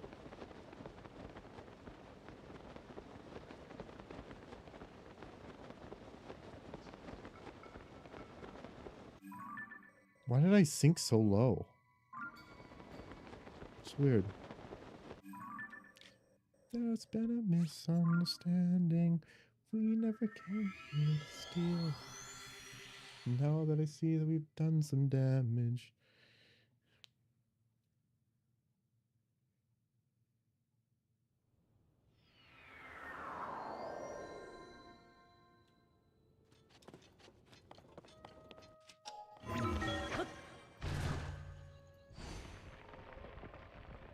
Polyphemus did kill those men just for... Did try to kill and eat those men just for killing one of his sheep. And attempting to eat the rest. But, you know... Like... I heard that shepherds really grow attached to their sheep. And that's actually why it's not surprising that people use that connotation for us and God and like Judeo-Christian stuff, that we are his sheep and he is a shepherd, because apparently shepherds fucking love their sheep.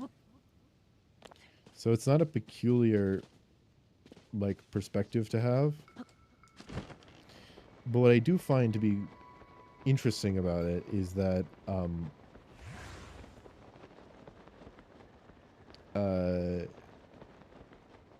we still slaughter and eat sheep anyways. Not, it may be the reason why we don't eat sheep as often as other livestock is because we do actually grow attached to them more often than pigs or cows or chickens. But they're still used for food.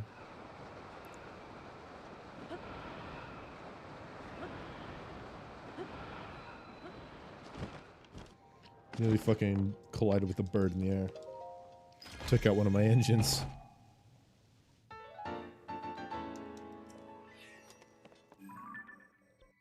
My sheep. My favorite sheep.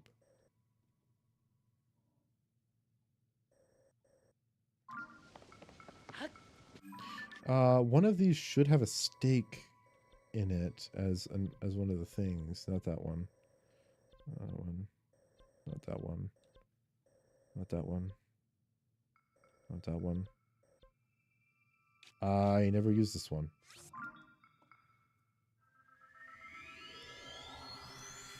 My sheep. My favorite sheep.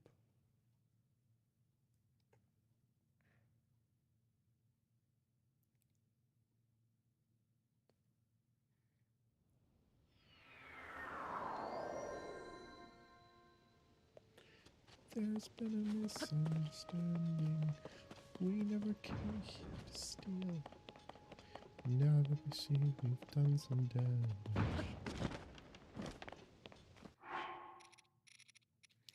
I do. I want to create more YouTube shorts than like the one I made. But it also means nice.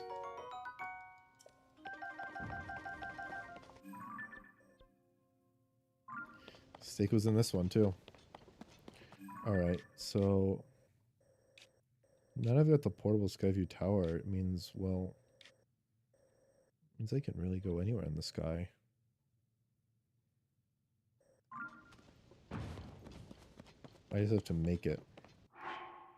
And I don't know how much it costs, but it should be 3, 6, 9, 12, 15... 3, 6, 9, 12, 15, 18, 21. It should cost 21 to make. Which is why I need materials to make it more than once, because I don't want to waste that much on it.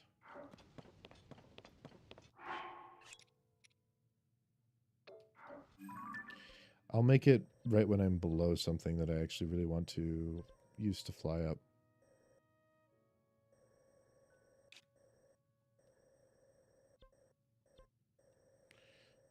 Flying over here.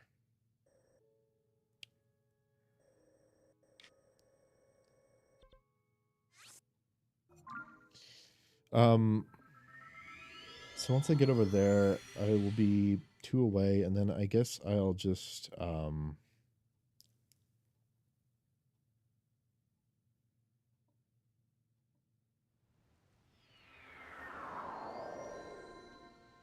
I can go kill the Lionels again. Just realized that.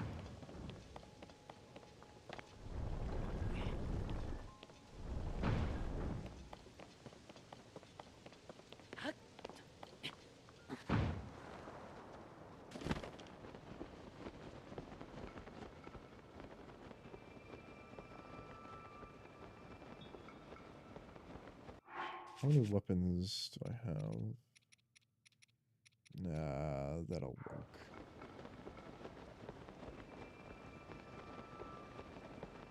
I need to make another Lionel killer because I broke the one that I had on accident, because when they buck you off, you incidentally always, like, I mash the button, and so when it bucks me off, I always make another swing, and it makes me do a jump attack, and if you hit the ground after a jump attack with a Lionel killer, it'll always break, so...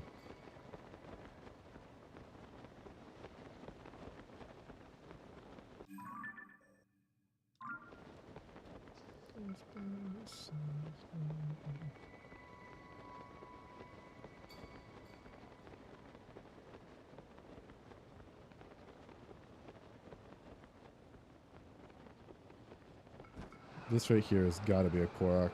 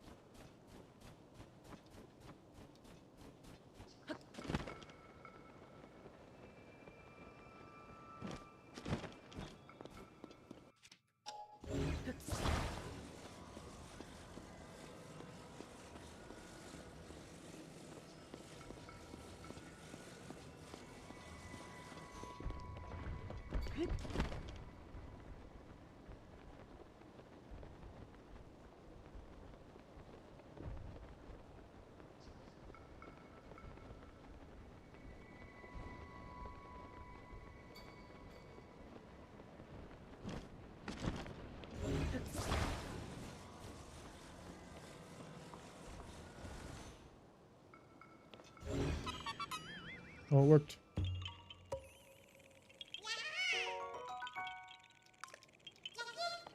Also, this was probably a Korok seed in Breath of the Wild. And they changed it to be a different Korok seed in Tears of the Kingdom, I suppose.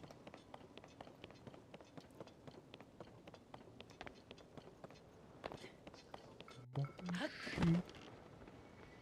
My favorite sheep.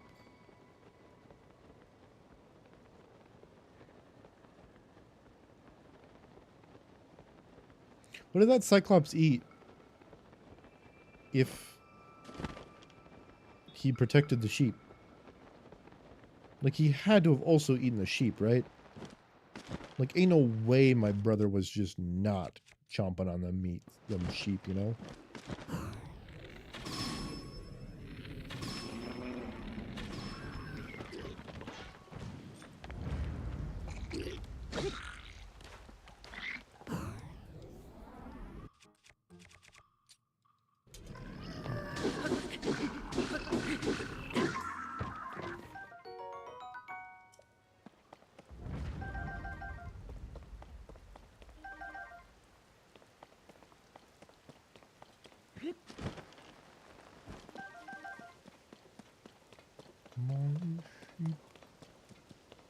My favorite sheep.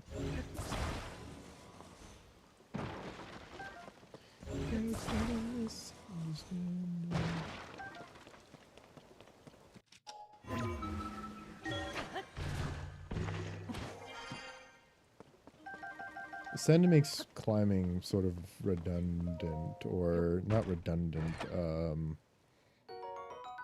unnecessary?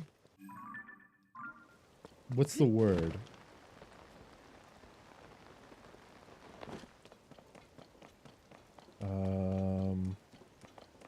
Obsolete.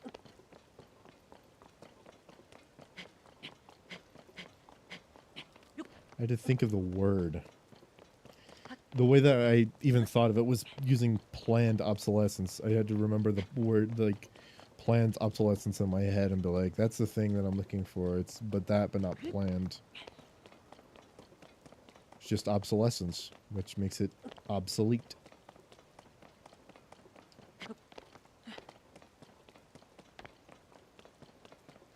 I was also talking to a lot of people about the Phoebus cartel. About how some people said that because of technological connections video, that it wasn't that great of an example of planned obsolescence, when it is actually a fucking perfect example of planned obsolescence. If you don't know what planned obsolescence is, it's when you it's when companies design a product that is meant to be obsolete. So in any way, shape, or form, it is planned to become obsolete. So they don't give you the best product that they possibly can. They give you a worse product that they know will, well, not a worse product. They'll give you a product that is designed to become obsolete, so that you have to buy another one, a replacement, or like a new one, or to be repaired or whatever. Planned obsolescence comes in two flavors. One is the product that they're giving you is designed to break, or two, they plan on making a new, better product next year that you want to buy more.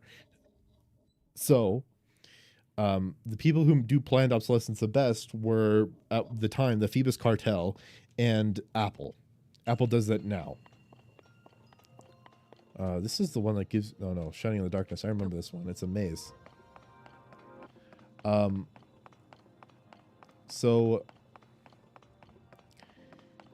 way that the Phoebus Cartel did planned obsolescence was they give you a...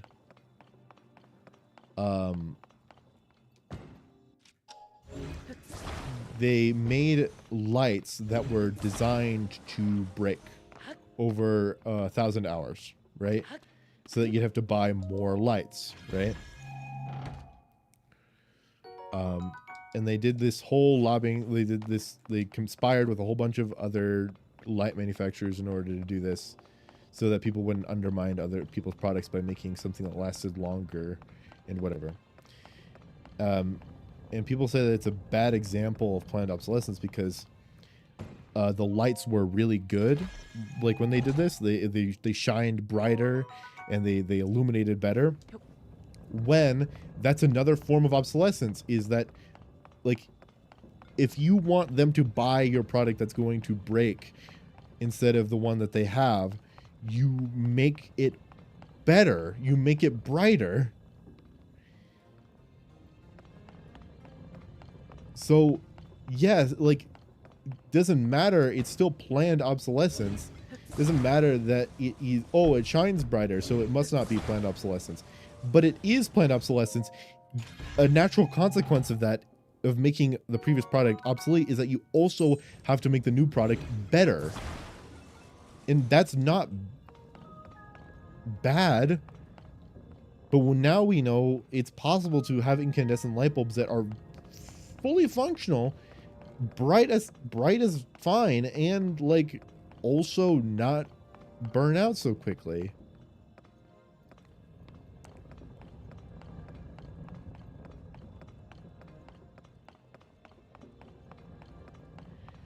People like it's bad planned obsolescence because the product was better. It's like that's not what defines planned obsolescence. What defines planned obsolescence is it was planned to be obsolete.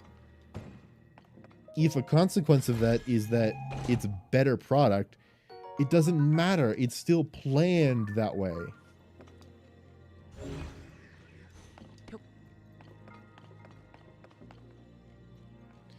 Apple does the same thing. The way that they do it is, one, they make their iPhones pretty delicate so that if it breaks, you can't repair them. And so the better option is to just buy a new one. That's why they do it pretty often.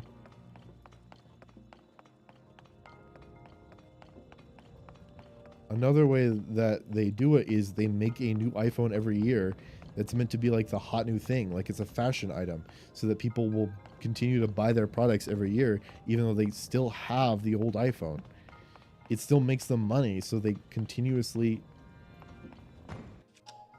make new products that really don't matter. And they also make iOS updates that make the old products run slower and stuff like that. The batteries don't last as long, so that you have to buy the hot new product that they made this year instead of the one that you had last year, which was completely decent and fully functional.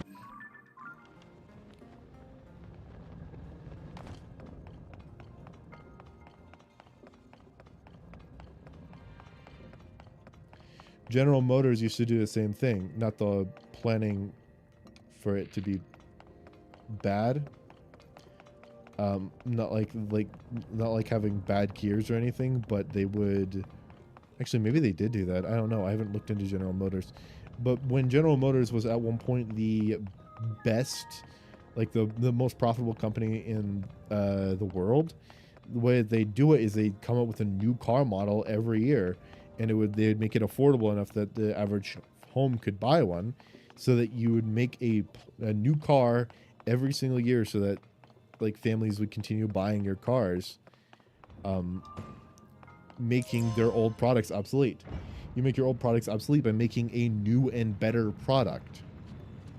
That's a new way of a pretty traditional way of making an obsolete product. In this game, it's not planned, but their climbing is obsolete because of how useful the ascend feature is. Ascend is so useful that climbing is practically useless. It's just a newer, better product than the last one.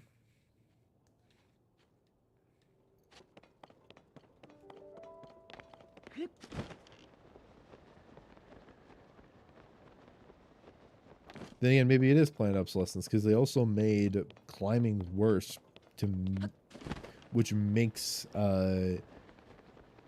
ascend incidentally better by comparison because of how worse climbing is.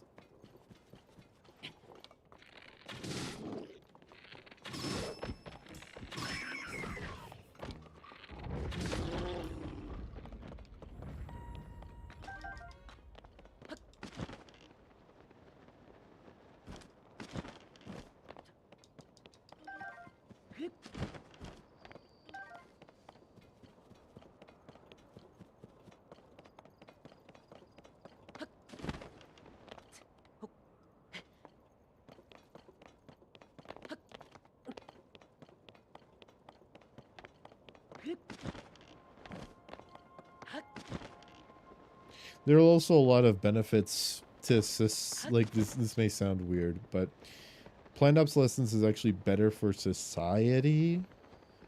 And I can go into a little bit of an aspect on that, where the economy grows when people buy things. Like, that's what makes the economy function, is the circulation of items, products, and money, right? Money basically has no value besides the value that is assigned to it through products. When people price their products out, it is based off of how much money they want and how much product they want from it, right? So in reality, it's the items that are valuable to an economy. It's not the money. So when you have things moving and you have people buying products and you have people, like, products moving around in a society, it makes the economy grow. A growing economy is one where people are constantly buying new things and selling old stuff.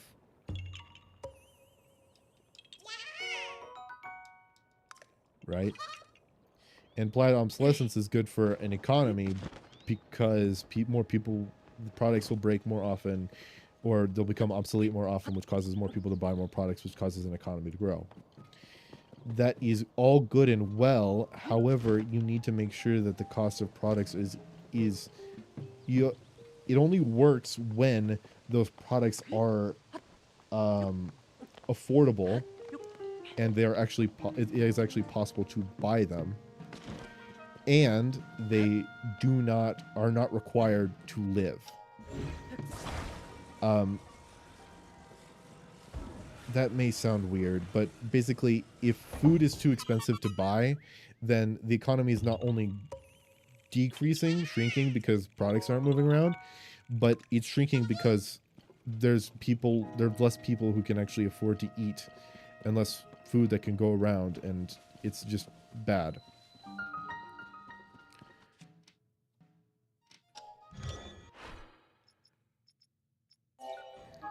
So it's bad news bears if people can't afford to eat.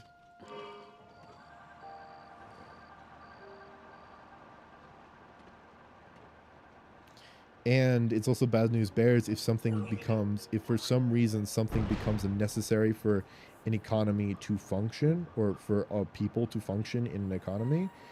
For instance, phones are almost necessary in the modern day.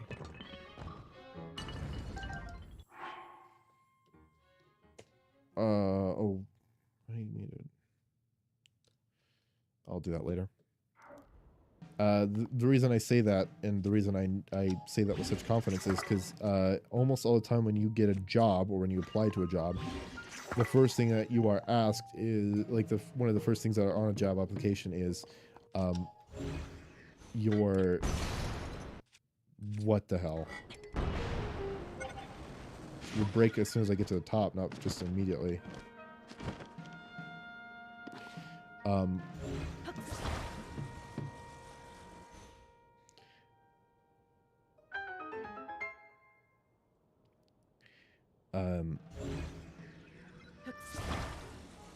what was I on about? But yeah, phones are necessary in order to get into the workforce, which means that you always need to be able to afford a phone.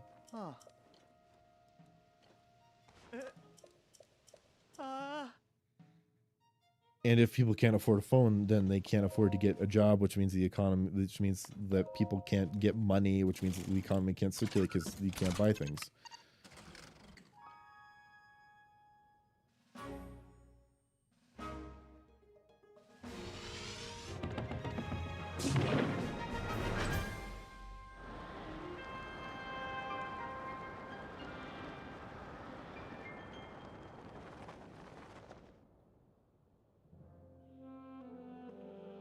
I wonder if you could artificially inflate. Maybe that's how most rug pulls work. You can possibly artificially inflate economy by making it seem like more transactions are occurring when in reality it's just the movement of money. Like you could just move money from one account to the other to another, and then the product itself becomes money. And that can cause people to assume that a product like that exists, where like the money itself becomes the product for a luxury, which can increase its value over time if you just move it around. Because in some of that, if more of it goes to one area of the world than another, then there's a vacuum where it becomes rare in the other part of the world where it hasn't been moved to, and that can increase its value there while decreasing its value where it isn't rare, which can then cause people to then shift it over very quickly, which would make it so that money would be worth more than it actually is. Oh no, that's a theory, but that may be a way that you could commit fraud. I'm not saying you should do this. And you would actually have to require a lot of people to be really stupid in order for them to be tricked that way. But for instance, food is valued a whole lot more expensive here in America than it is in other places of the world. But but it's because like the US dollar is considered one of the more expensive currencies in the world, when in reality the quality of life hasn't increased, because if money is worth a whole lot and so are products like food, then it isn't actually worth a whole lot. So if you go to other places in the world, food is worth a whole lot less. That's also due to artificial inflation, because companies realize that people will buy them if they're more expensive because of the quality of the US tender.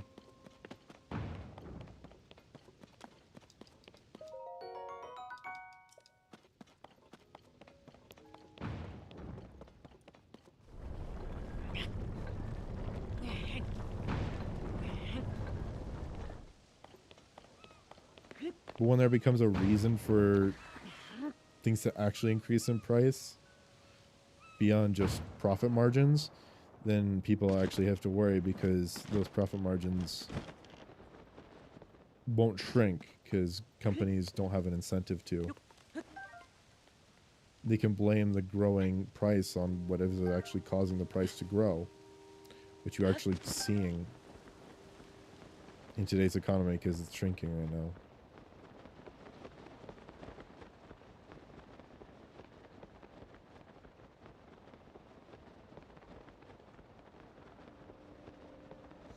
In reality, I know a lot about the economy on surface level, but I don't know how to actually affect the economy on a greater scale. Well, I do know how to, I just don't have the drive to, is more accurate. I know exactly what I ought to do in order if I want to increase my economic hold over the world.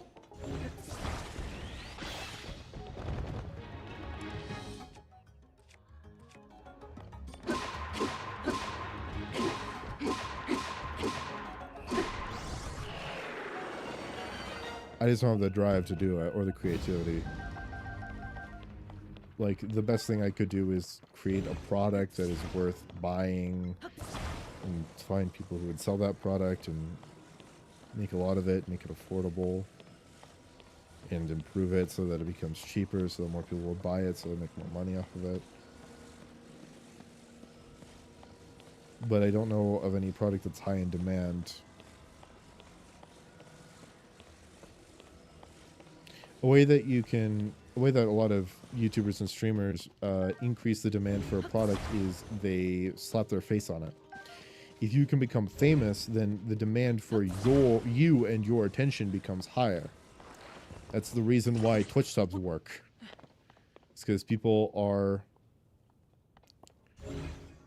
willing to spend more to get the attention of their favorite streamer. Or the pros of being that streamer's sub. Like, you get more emotes, and you get the ability to not watch, or you gain the ability to watch more of them because there's less ads on their videos and stuff like that.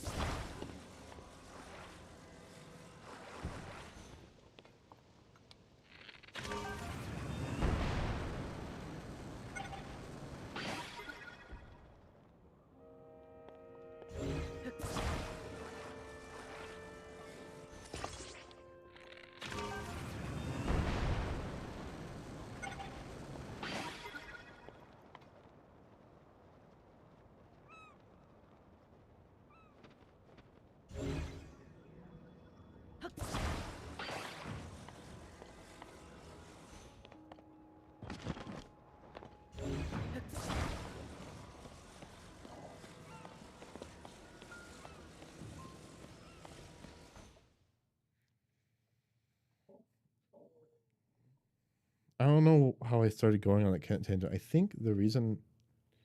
Oh, obsolescence, yeah.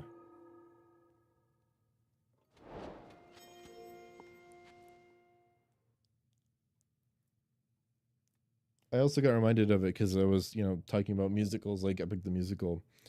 And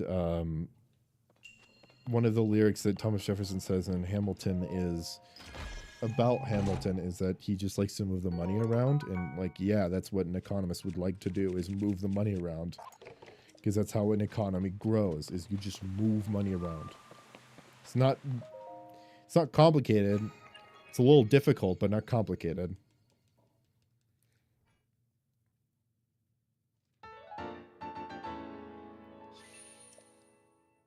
And the reason why that generally is a sign of a good economy is money moving around is because it also means more products are entering the field, entering the world. And if there's more products in the world, then people are more rich in those products, and the products help increase the quality of life. That's what a product is designed to do. No matter what the product is, they're always designed to increase your quality of life.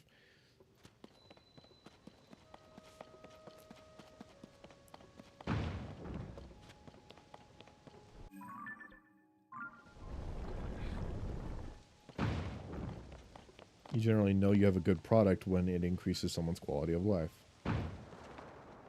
That's why there's so many... At this point in late stage capitalism, we have a bunch of small little doodads and knickknacks that only slightly increase your quality of life. It's because it's really hard to find a problem in today's world. You just have to find more and more things that can be considered a luxury, and you have to dramatize the problem of certain things in order to convince people to actually spend money on them. When in reality, most things in this world are not, like, it's not necessary to spend that much money on them.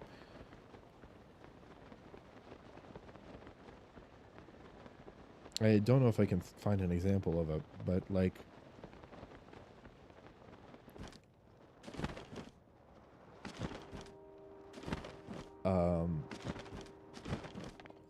like phone holders. That's not a problem that existed in like the fucking Black Plague, right? You only need a phone holder today because, you know, oh, it's so hard to hold your phone all day. So hard to keep it up while you're doing other things. So you need a phone holder. It's a product that you need. It's a necessity because of how annoying and cruel this world is. When it's a product that was manufactured because of another product, the only reason why phone holders are necessary is because phones are necessary, and the only reason phones are necessary is because, you know, people like them. It's good. They're a luxury. But you also got to remember there was a time when phones didn't exist, and neither did phone holders.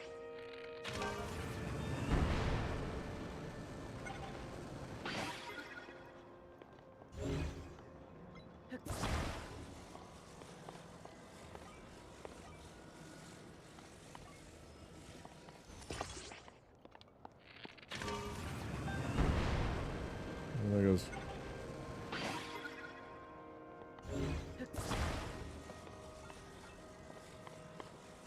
Problems are rampant, but problem solving makes your market dry up. Hello, Violet Kitty. I was ranting about the economy by myself because I knew that there was no one here, but now that you're here, I can talk about the economy with someone else.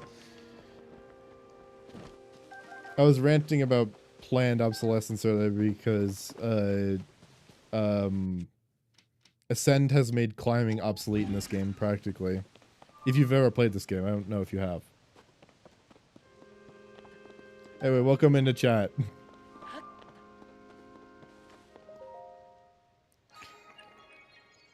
I was also talking about the oversaturation of products in this world because people need to find some new thing to spend money on. Because the movement of money helps increase the economy, but people don't know what to, you know, make. Because there's like a monopoly on everything nowadays, so you need to find some whatever little product in order to do that. I've been playing Tears on and off for a year. It's a great game. I love it.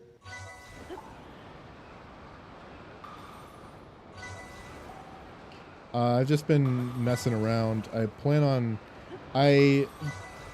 haven't gotten super far in this game. I haven't started any of like the regional quests because I wanted to get around the map first.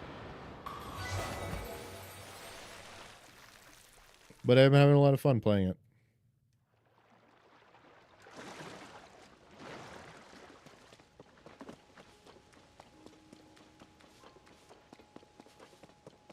I tend to go on super long tangents when I find some sort of like something that sticks in my head real weird. So I just can talk on for hours and hours about some dumb thing that came to my head because of like I just remembered it off the top of my head. I started major quest recently. Which one was it? I've 100% of this game already, so. Oh, Lights Out. Isn't this the one with the rubies? Oh, I know this one's the one with the rubies. So over here in this section, there are just 3 rubies lying around. Give me 1 second, buddy. No, it's right there that they are.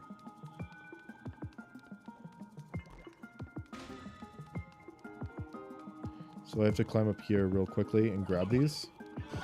1, 2, 3.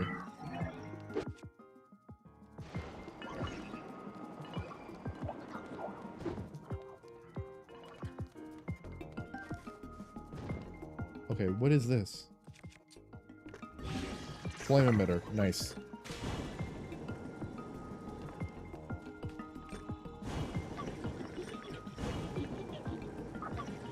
Okay, so I need You must die. Okay. And then I fuse this here.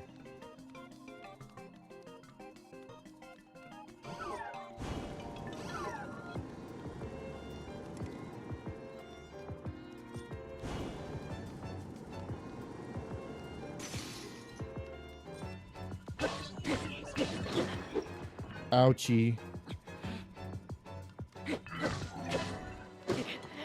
Oh my god. I got catapulted.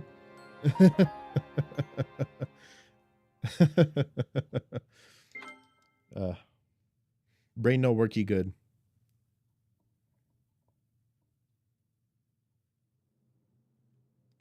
Maybe I should use the long stick on them so that I'm away at least a little bit so I can see the animations better. It is dark, after all. That's the whole point of this trial.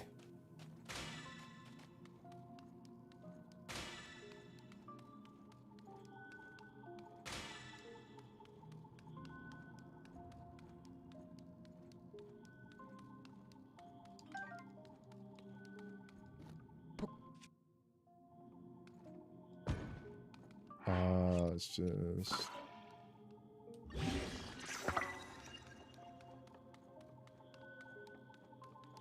So run around, grab 1, 2, 3. I accidentally started the Deku cutscenes. That's the dragon reveal. Oh, the dragon... Oh, yeah. The Deku tree cutscene. I know what you're talking about. Vaguely, I know what you're talking about.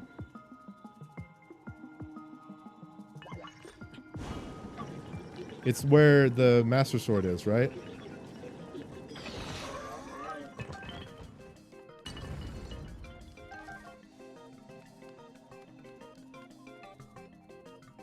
Yeah. Yeah, I hard focused stamina in order to get to the dragon much faster. Or in order to get to the Master Sword much faster. Do you have any of the memories yet? Because I think the memories are super important for...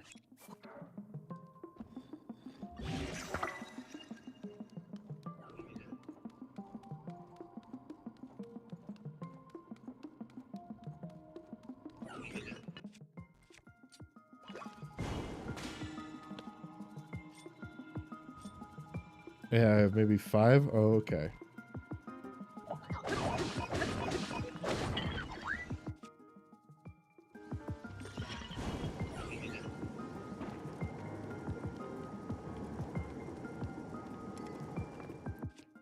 The memories are also a super important part of this game, so... I don't want him to use any of that. Nice. It's a flame emitter club, and I don't want him to take advantage of that.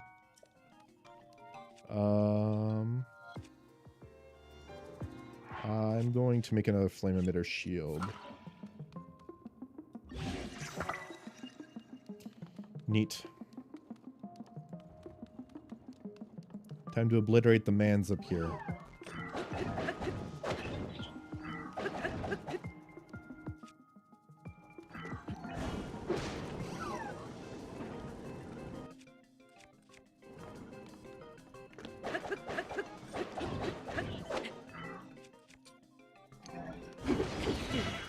Oof, okay.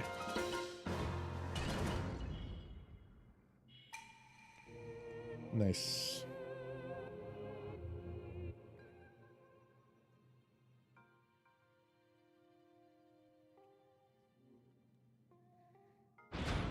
Something I like about these trials is I think that they actually patched this out in the second patch of this game is that a lot of the stuff in this trial sometimes you want to keep. Like those rubies were not, they would be nice. I'd like to sell them later. But they're gone. Like they disappeared because I had them in my inventory and now like they're not in my inventory, right? So as soon as you finish the trial, if you come back into it, you can actually come and pick up all the things that you wanted to use.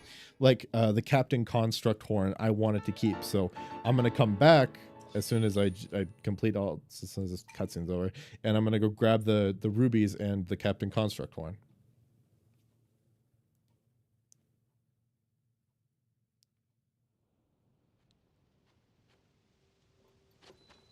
But now I have, you know, a club with a white Lionel bash horn on it. What is it called? Whatever. White Lionel mace horn.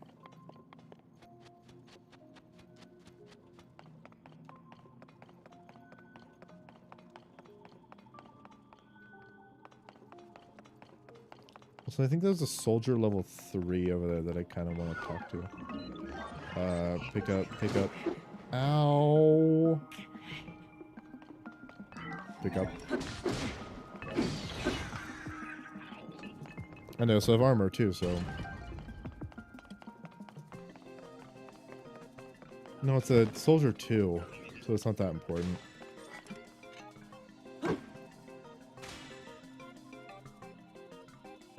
Drop your shield, bucko.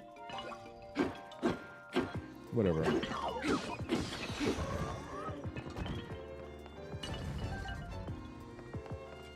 So even if loot is on the ground when you finish the trial, it disappears and I can't get it. That's weird.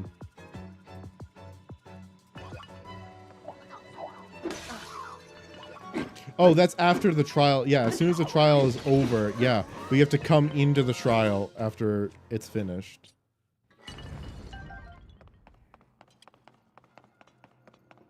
But when you've just completed the trial, I think all the loot on the ground disappears, yeah.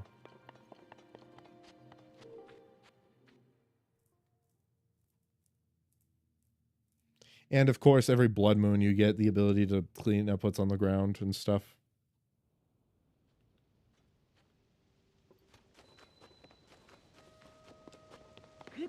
Still, time to get my last piece of the glide armor. Hi there.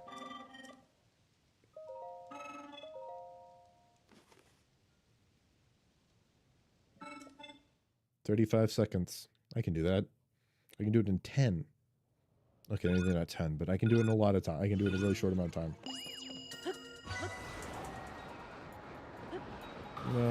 It's right there. I missed it. Okay.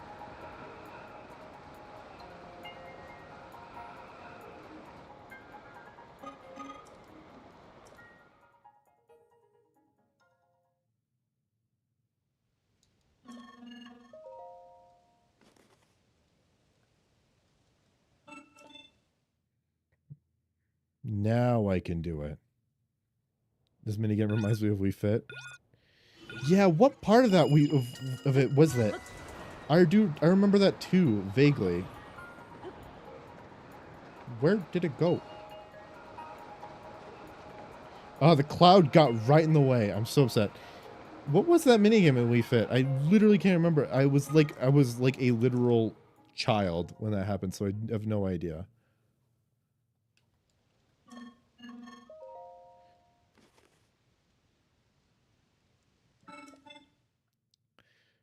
As an avid Zelda fan, though, this gives me a lot of nostalgia for Skyward Sword, the skydiving minigame that you had in. Where is it? Okay, there it is. Oh, it spins. That's why. You were right here. You were right here.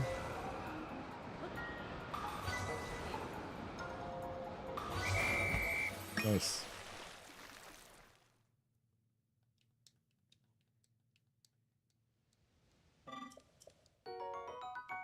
Nice.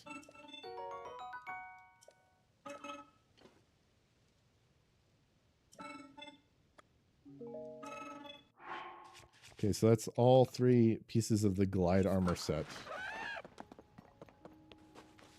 Have I seen? No, I have not. Okay.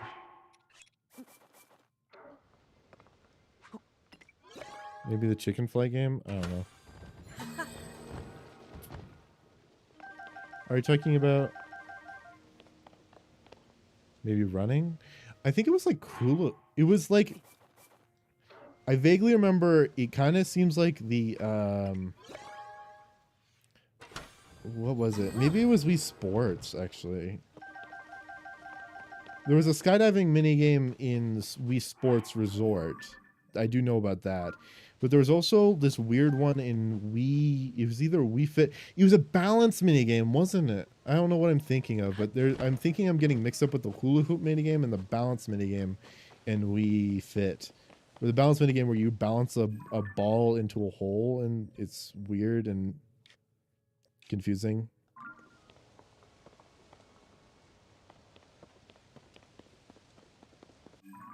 Anyway.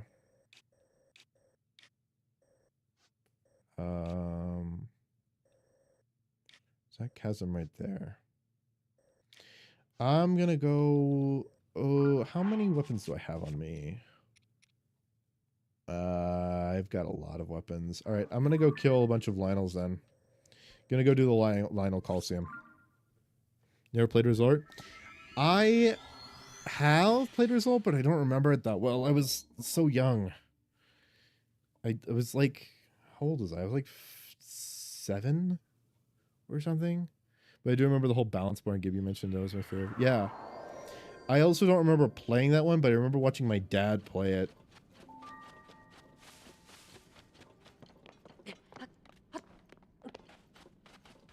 Oh, I should get rid of this. I don't want that to be on there. Hey, what's up, buddy? Let's fight. What? I parried that.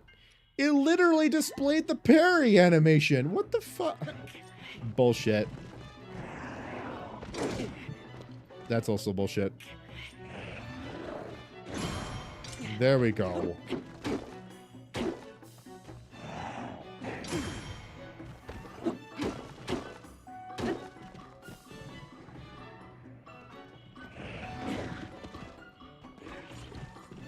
Don't fall off the edge, bucko.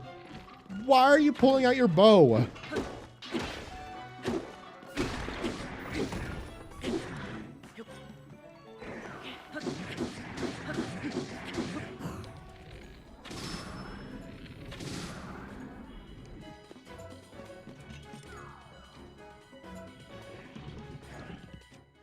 I should reserve the pounder for now. Dude, hit me. There we go.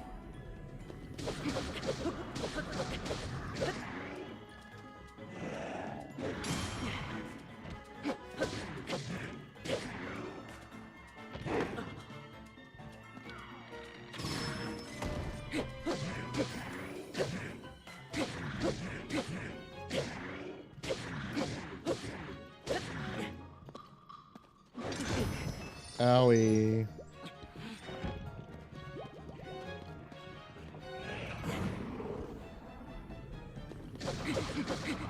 Oh, I also forgot to go get the Lionel killer again.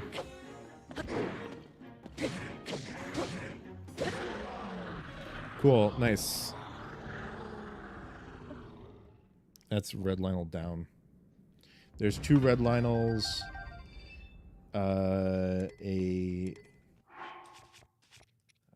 I can drop this.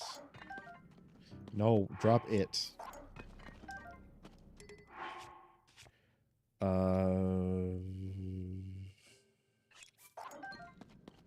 Okay.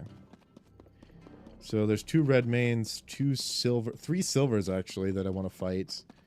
A white, a blue, and that's it.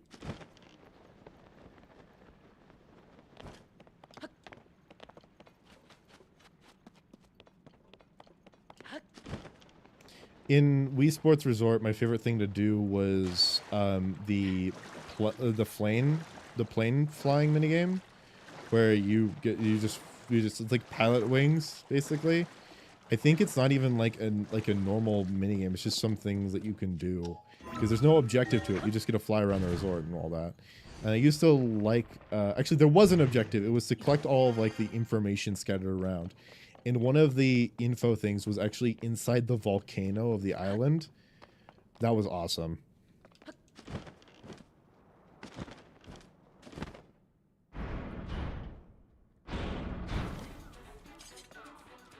Hey, what's up, buddy?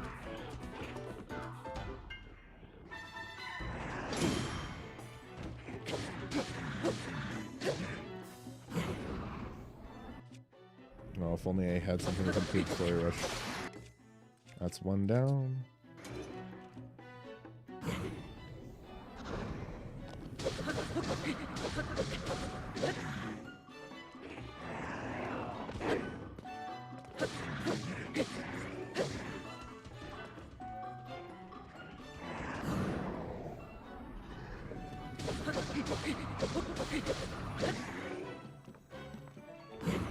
Oof, nearly died there.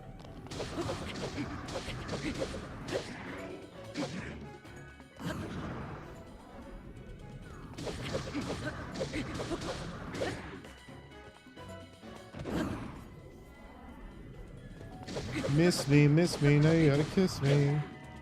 I mean, I think Lionels are the hottest enemy in this game. Anyway. Except for Ganon.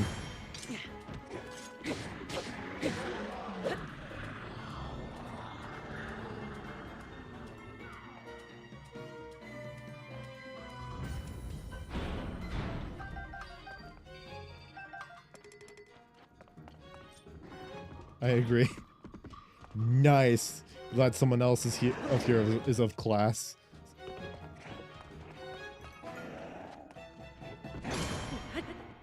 Be gone with you. Not much competition though. Yeah, that's true. I don't know, maybe a flux construct, really. You see those things? They're built. Literally, they are built. Dude, sit down.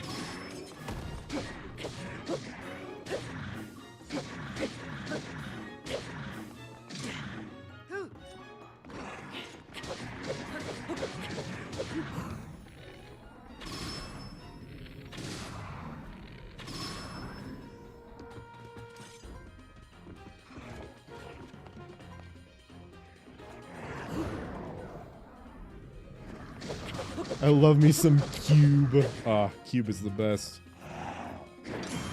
The only thing that beats Cube is the Muktarok.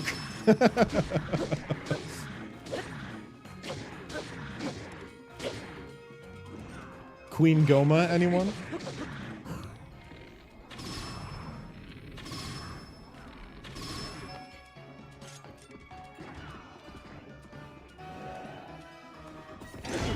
Owie. Ow. Owie. How many fairies do I have left? I got 2. Owie, I'll be fine.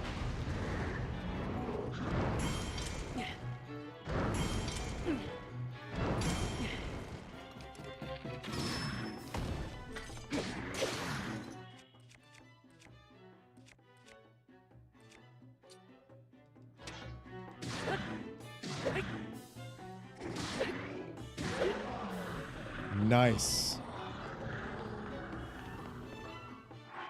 I should, though, make some more weapons with the stuff that I get.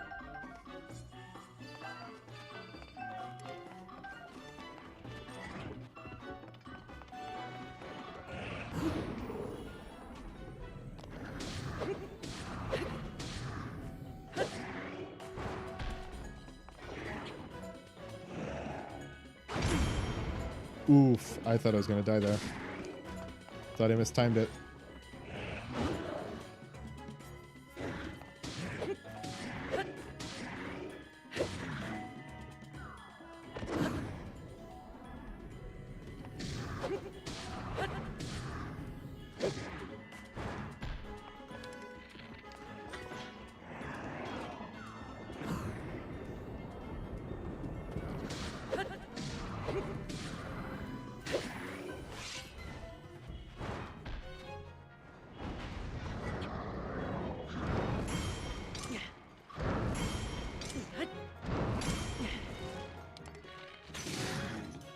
Oh, I brought... Whatever.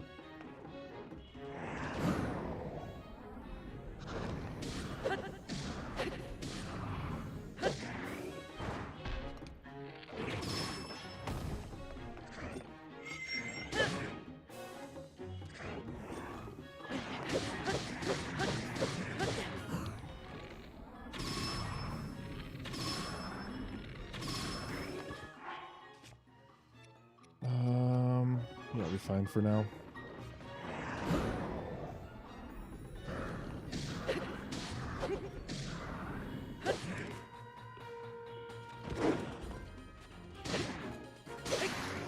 Okay. Let's find something else to add to it. Don't want to use Gliacorn just yet. Let's drop that.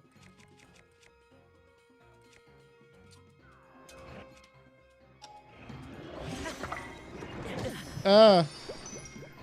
That was awful. That was awful timing. Oh. Hell yeah.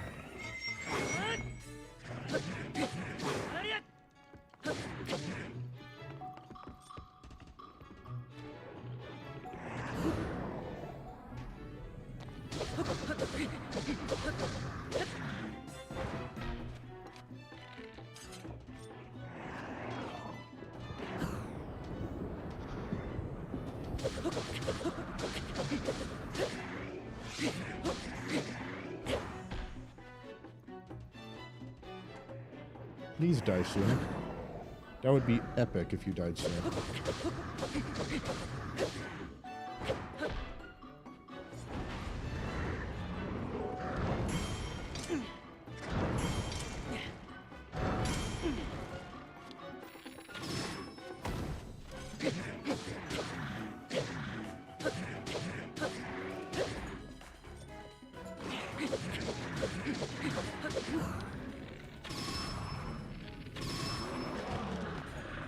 Nice.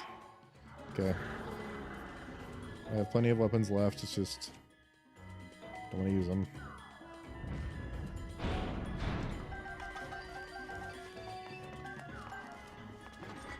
How you doing, Silver Lionel? Silver Liney! How are you, buddy? Oh, nice.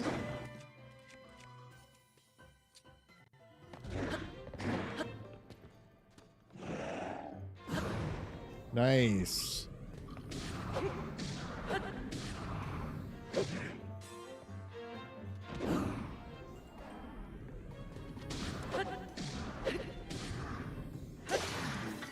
Nice. Okay. Oh, I should really just use this, but I'm kind of a coward. Just beat the White Lionel, but this is just a soldier's claymore, so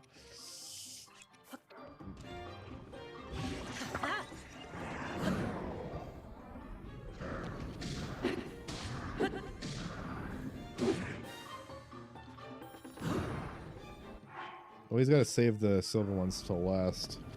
These are like the best.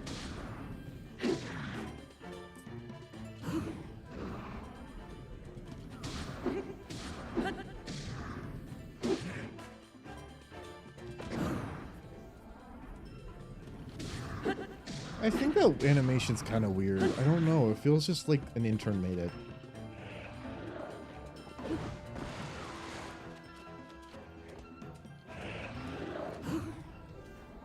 I also wish I had royal weapons right now because that would be a lot easier to fight this guy with.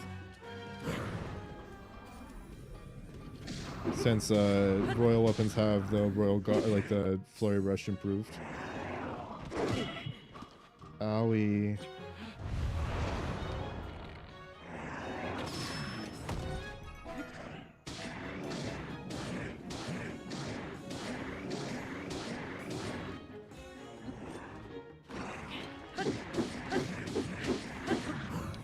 I don't think saving your best mats makes it so that you have a full inventory of unused stuff.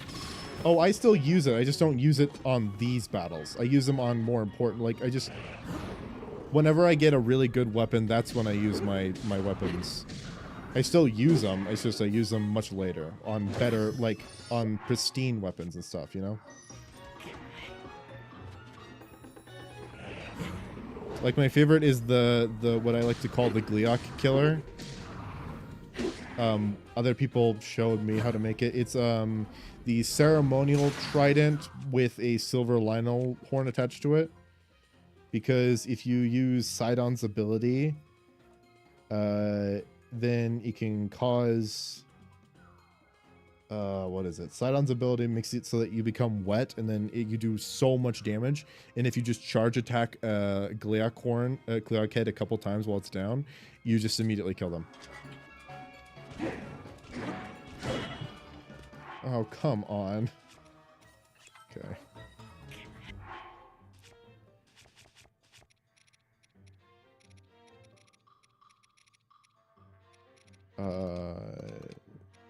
Most power. Sidon makes league wet. That's where we get into the territory of who's the most attractive of all time in this game, and it's definitely either Sidon. Where the hell? Where did it go? That just confused the hell out of me. Oh, and I lost. Oh no. I have to restart the entire Coliseum because of that stupid mistake. Oh, I'm stupid. That's annoying. That's so annoying. Because each time you fight a new dragon, it auto saves. So you have to go back to the very beginning. And you don't want it to autosave, because as soon as it autosaves, all the stuff that just fell on the ground disappear forever. So, like, you just kill them, and then all the stuff, it saves, and then the Lionel stuff appears on the ground, and then you can pick it up, right? So you can't even use the equipment that you just got from the Lionels. It's so awful. It's infuriating as hell. So that's why I'm restarting.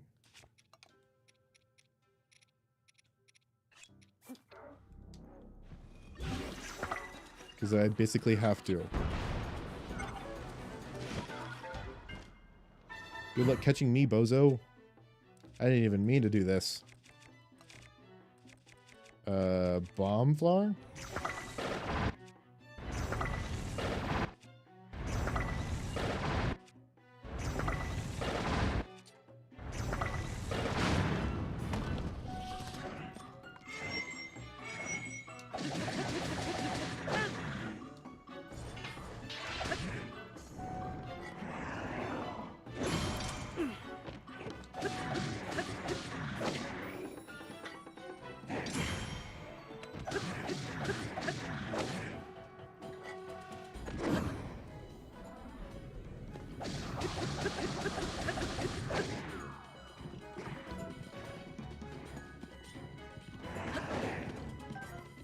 Bro, you missed like by like a country mile, dude.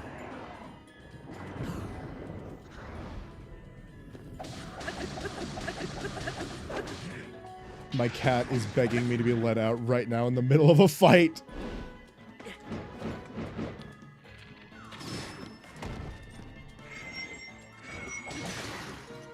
Oh. I'm so close to killing him, too.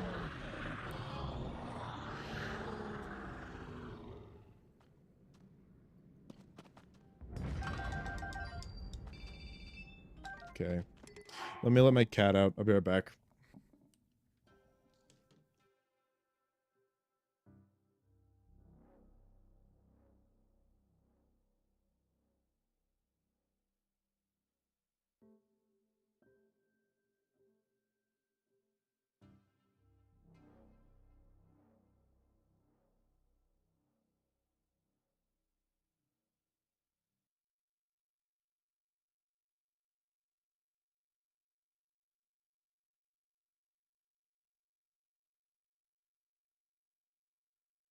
Alright, I'm back. Yeah.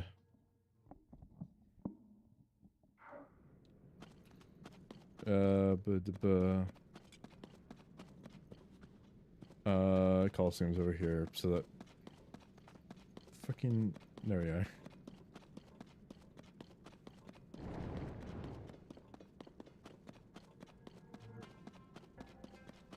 Three silver Lionels.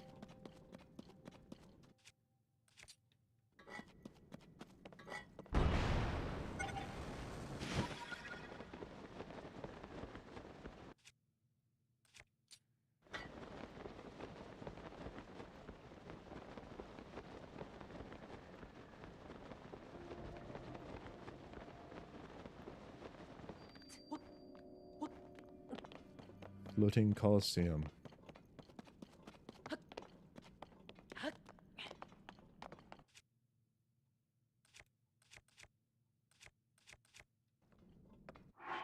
Let's get another bludgeoning weapon in the mix.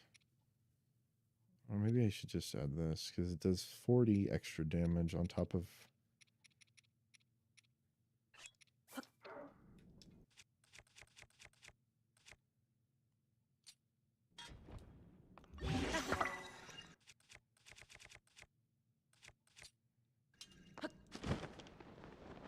Good.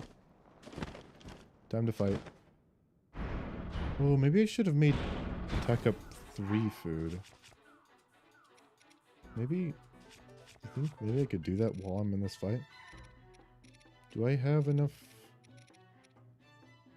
bananas for that? I do. Barely. I think I could do it. I think I could manage it.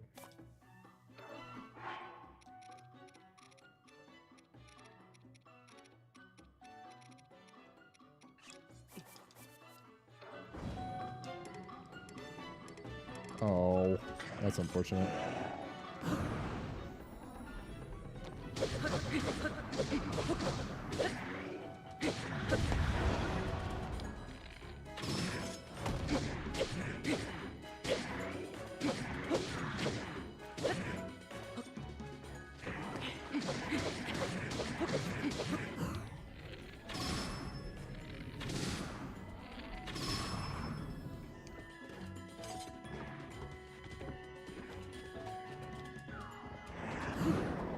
Someone made a mod for this game, which was basically the master mode version.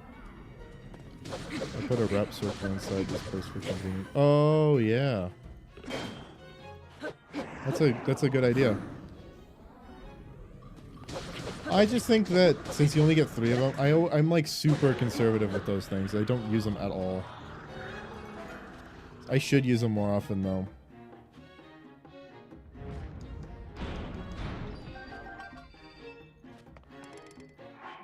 Broadsword. Take the broadsword.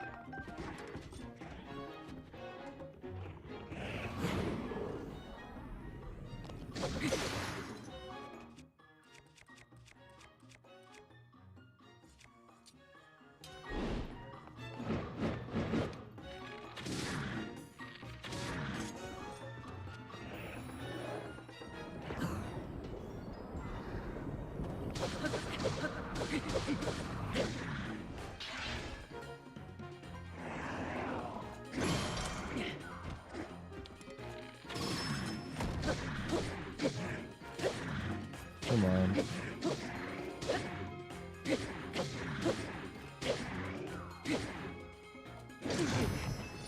Owie. I have one here and I have one at King Gliok, and that's about it. Journeying to any place is fine by me. It's just that since this place is typical with Tulin, the fact that there's the red Lionel out there that I really like to kill. The red Lionel that I really like to kill, and the fact that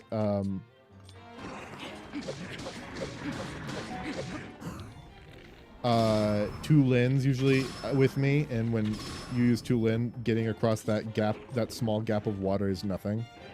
So I just pick my battles.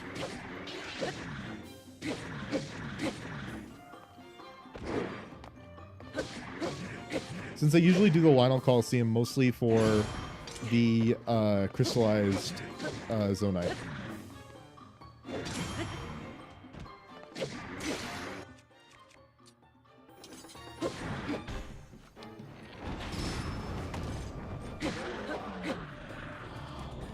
But putting one at the King Gliok would be pretty good. I was thinking about putting one in front of what I typically my weapon spot, where I typically get all of my pristine weapons from, That's also another option I'm thinking about.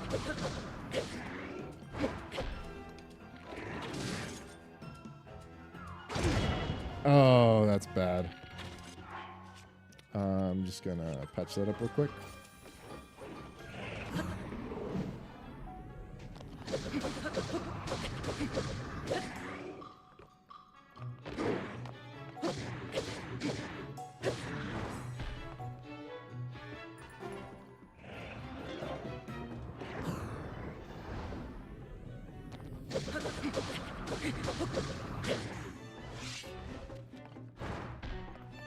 I don't really like fighting King Gleox because they only give you one of each. So I much prefer just traveling to get all 3 different Gleox. Because I know where most of the Gleox are. There's a Flame Gleoc on Bridge of Hylia. There's the Thunder Gleoc in the Colosseum. Then there's the Thunder Gleoc in the Colosseum. And the Ice Gleoc in Tabantha.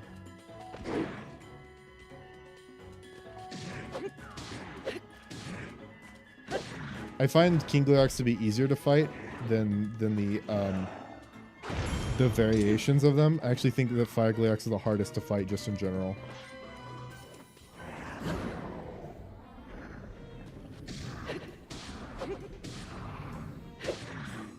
That's just with me trying to be objective, you know?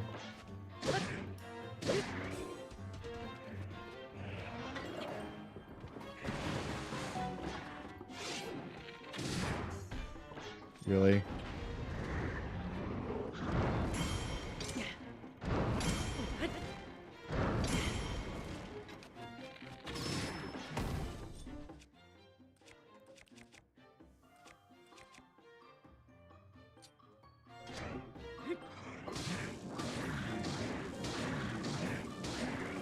Why be objective? It's your opinion.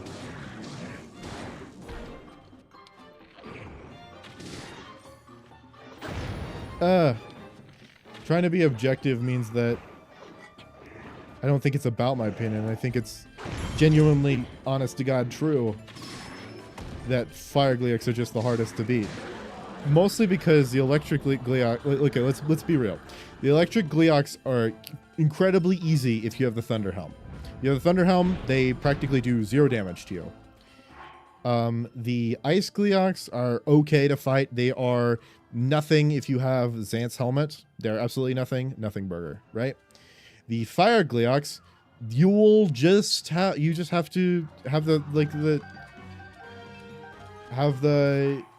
heat resistance on and try not to get hit, especially since when it does the final stand where it flies up into the sky, the the Fire Gleoc I think is the hardest to get up there with it.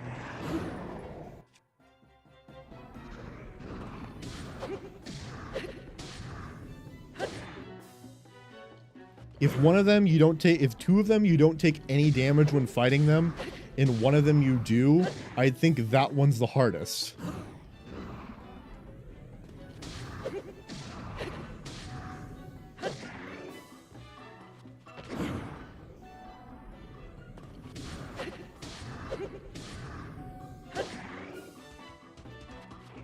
I'd love for someone to prove me wrong on that and explain why it's incredibly easy.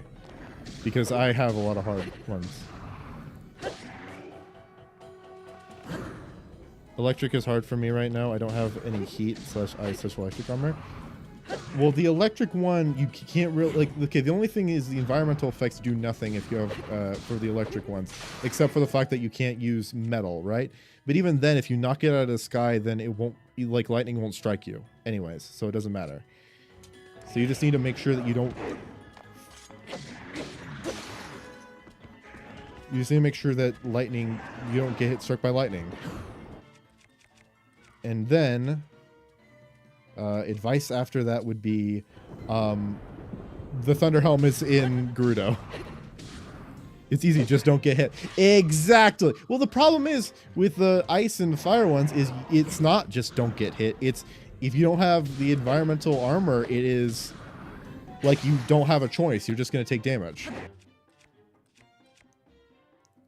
It's not your decision at that point. It's just what's going to happen.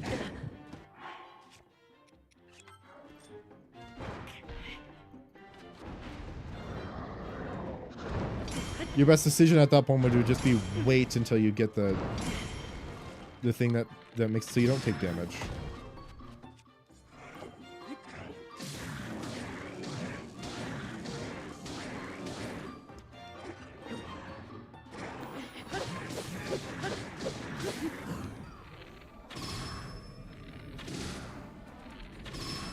You don't have a choice when you take damage anyway. You kind of have a choice. You have a choice of being better. That's your decision. Being good is a decision. You can decide to be better.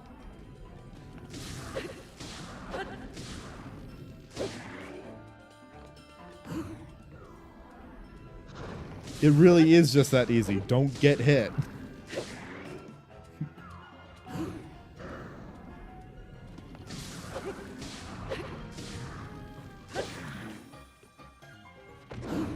These ones are so easy to flurry rush. I just wish I had a royal weapon. Well, I'll just decide to be good at the video game. Exactly. You just gotta. You just gotta decide. Like, make the decision. Stop being an El Bozo, kiddo. Just like get good. I'm so glad you see eye to eye with me.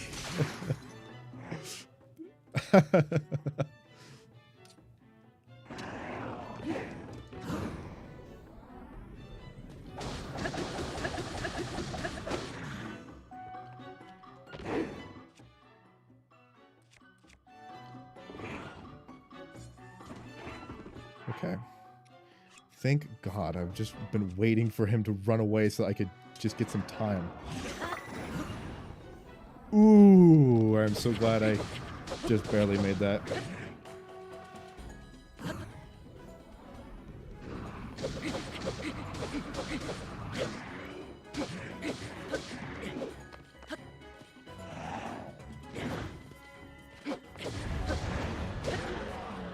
Ah, finally. Okay. Now I get a royal weapon, so this is just going to be an easy fight.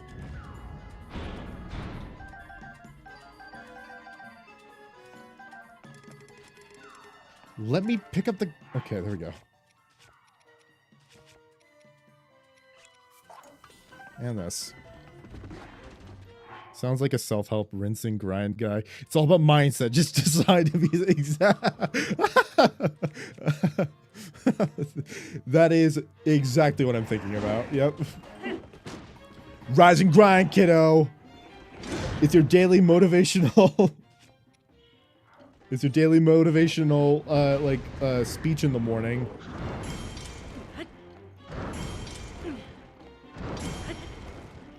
Every time you fail, it's your decision. You decided to fuck up. You decided to hit that family of four in your Subaru.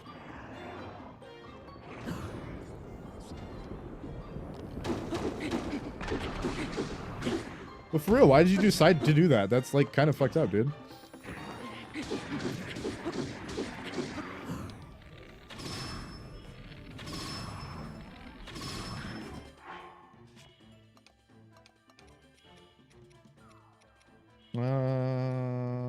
Let's just use White Main Lionel first.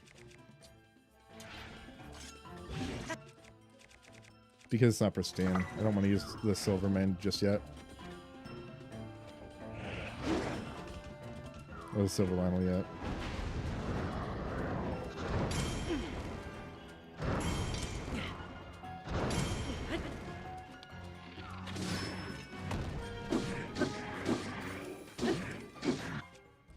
Oh, I should...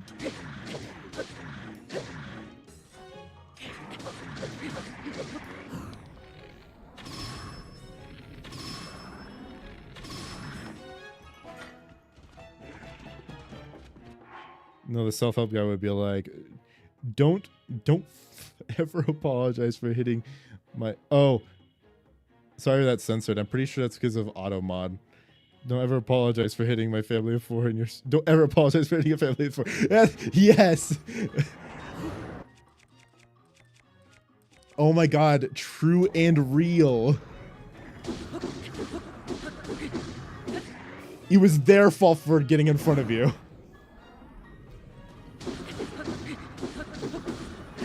I mean, who crosses the street at a crosswalk?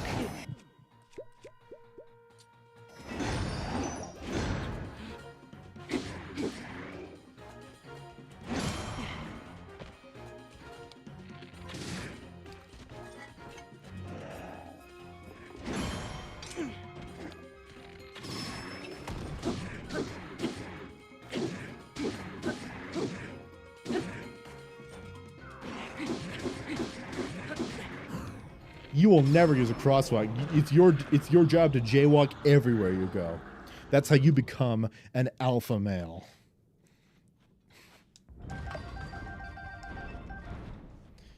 Also, when I said that one line about hitting the family of four in the Subaru, my brain immediately went to Asgore driving in my car right after a beer.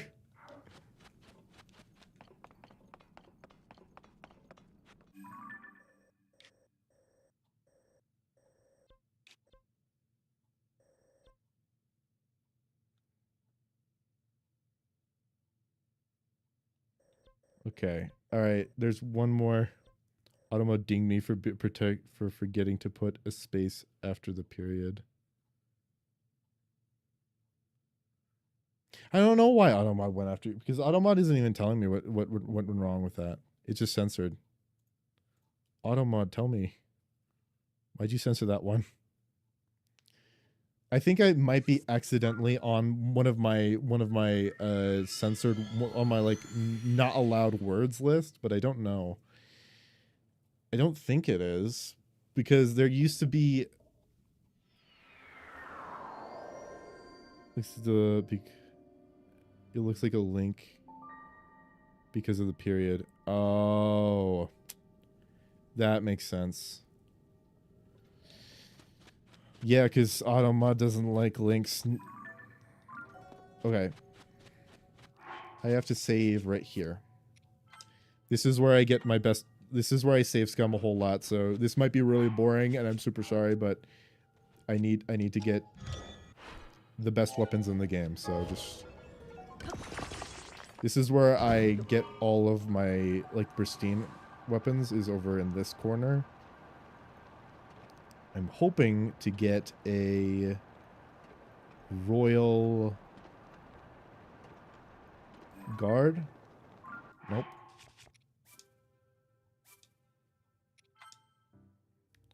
Apologize. Dot never is a hell of a website name though. What would be on it? I think it was dot EVE. Oh no, NEV. No, NE. What the heck? Oh, dot NE is a what is that? Because that's all it's censored is dot NE. So it would be, what would it be? The Netherlands? I think that's the Netherlands.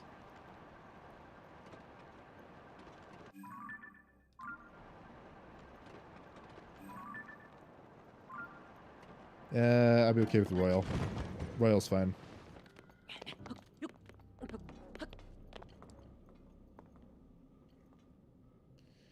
And then I can save scum here. But I don't think I will. Yeah, that's fine. Okay.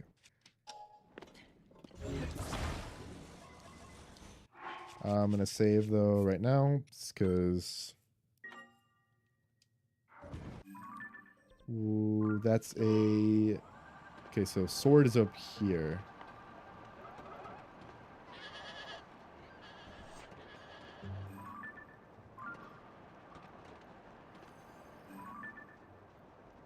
That's a Royal Guard sword.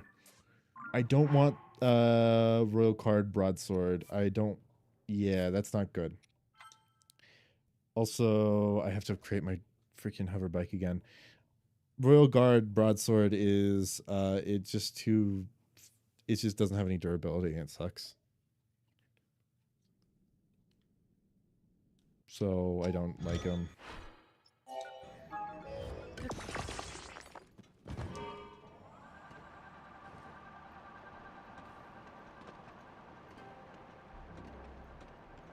I also like how time slows down when you're on a contraption and ooh, that's one. That's the royal one.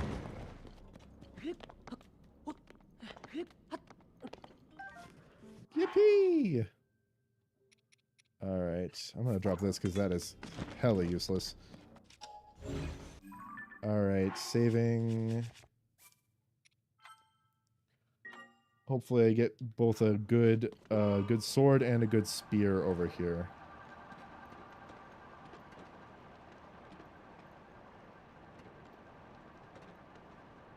Also ignore me. Just flying. Don't. You're supposed to ignore me.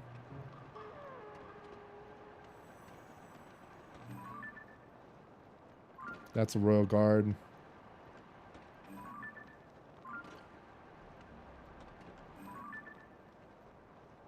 That's a knights. Ugh, gross. I hate what they did to the knight because the knights used to be so good in Breath of the Wild. Well, they weren't the best, but you know, the knights used to be so good in Breath of the Wild, but now they're absolutely useless because of desperate strength. Desperate strength does nothing. It increases the damage if you're on your last heart. If you're on your last heart, you're gonna die in one hit anyways from anything, literally anything. And it only adds the same effect as doing a good flurry rush. So you have to be ultra mega skilled with the Knight's Claymore, or with the Knight stuff, instead of being just really good skilled with the Royal Guard stuff. It's just, I don't want to be a god. I don't want to have to be a god just to, you know, use my weapon. Maybe it's for speedrunning. Yeah, but for it's a rank it should be like for like people who are like intermediate at this game. And it doesn't even add that much of a benefit to have. It's just better to have a royal broadsword because yeah, I know, just decide to get a hit, but like it does more the royal broadsword not only does more damage, but it also but the flurry rush thing is also skill based and it adds the same bonus. It's like 12%. So it makes no sense to like focus solely on that. You know what I mean?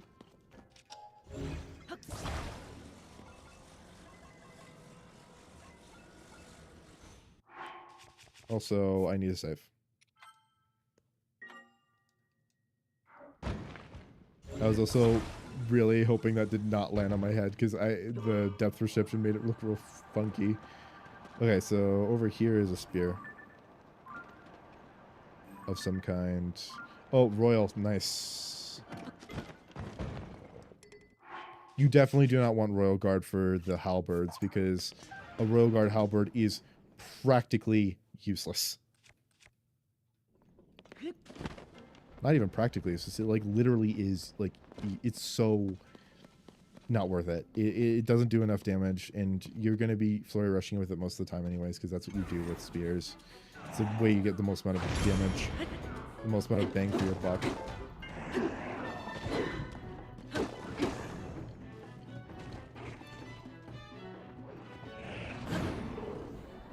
Finally, thank you.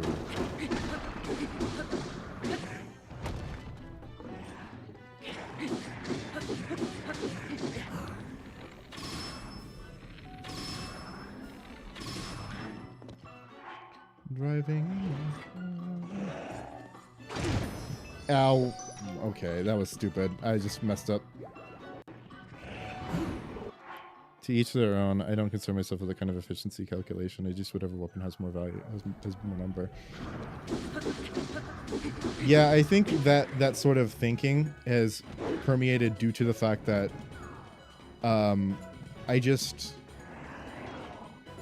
have played this game for so long and so many times, given the fact that like I decided to fight these Lynels multiple times with only 4 hearts, you know? I could get more hearts. I have the Light of Blessings. I just decided to fight it with only 4 hearts, you know? And if I'm gonna be that stupid about the game, I want to be efficient at least with how much damage I'm gonna do. Yeah, just like hold on. Hold on. Hold on. Ow. Wait, dude. There you go. Hold on, hold on, hold on, hold on, hold on, hold on, hold on. Wait a second, wait a second, wait a second. Okay, now we're good.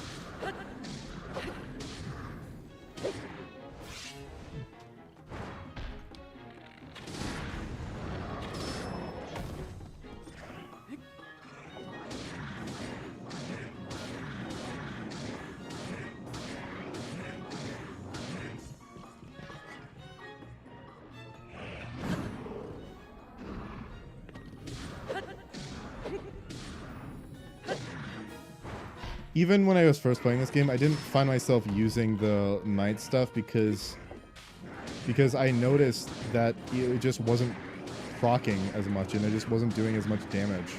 So I just didn't want it. So I just sort of stopped using them after a while. And now I like actively avoid the knight stuff. Anyway. Oh, I need to pick that up. Zonite bow, absolutely, go fuck yourself.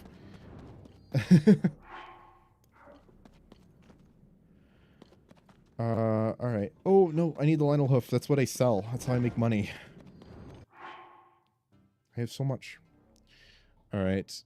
It is 9:30, and I also am really hungry, and I would like to get dinner. So I'm gonna end stream here. Thank you.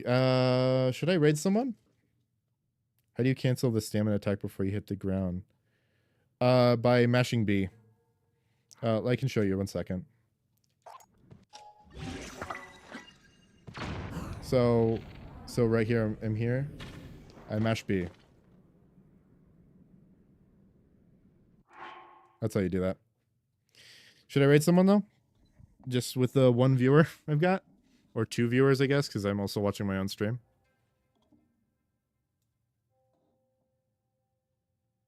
I've never raided someone before, so I have no idea how to do it.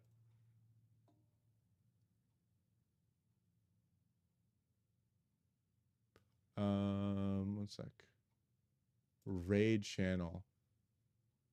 Who's playing game? A lot of people playing Tears of the Kingdom.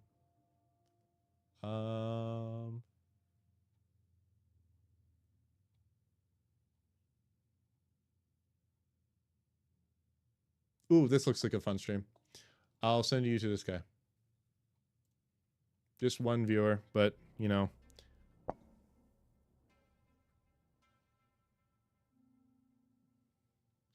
I'm just gonna end stream then. Alright, bye-bye.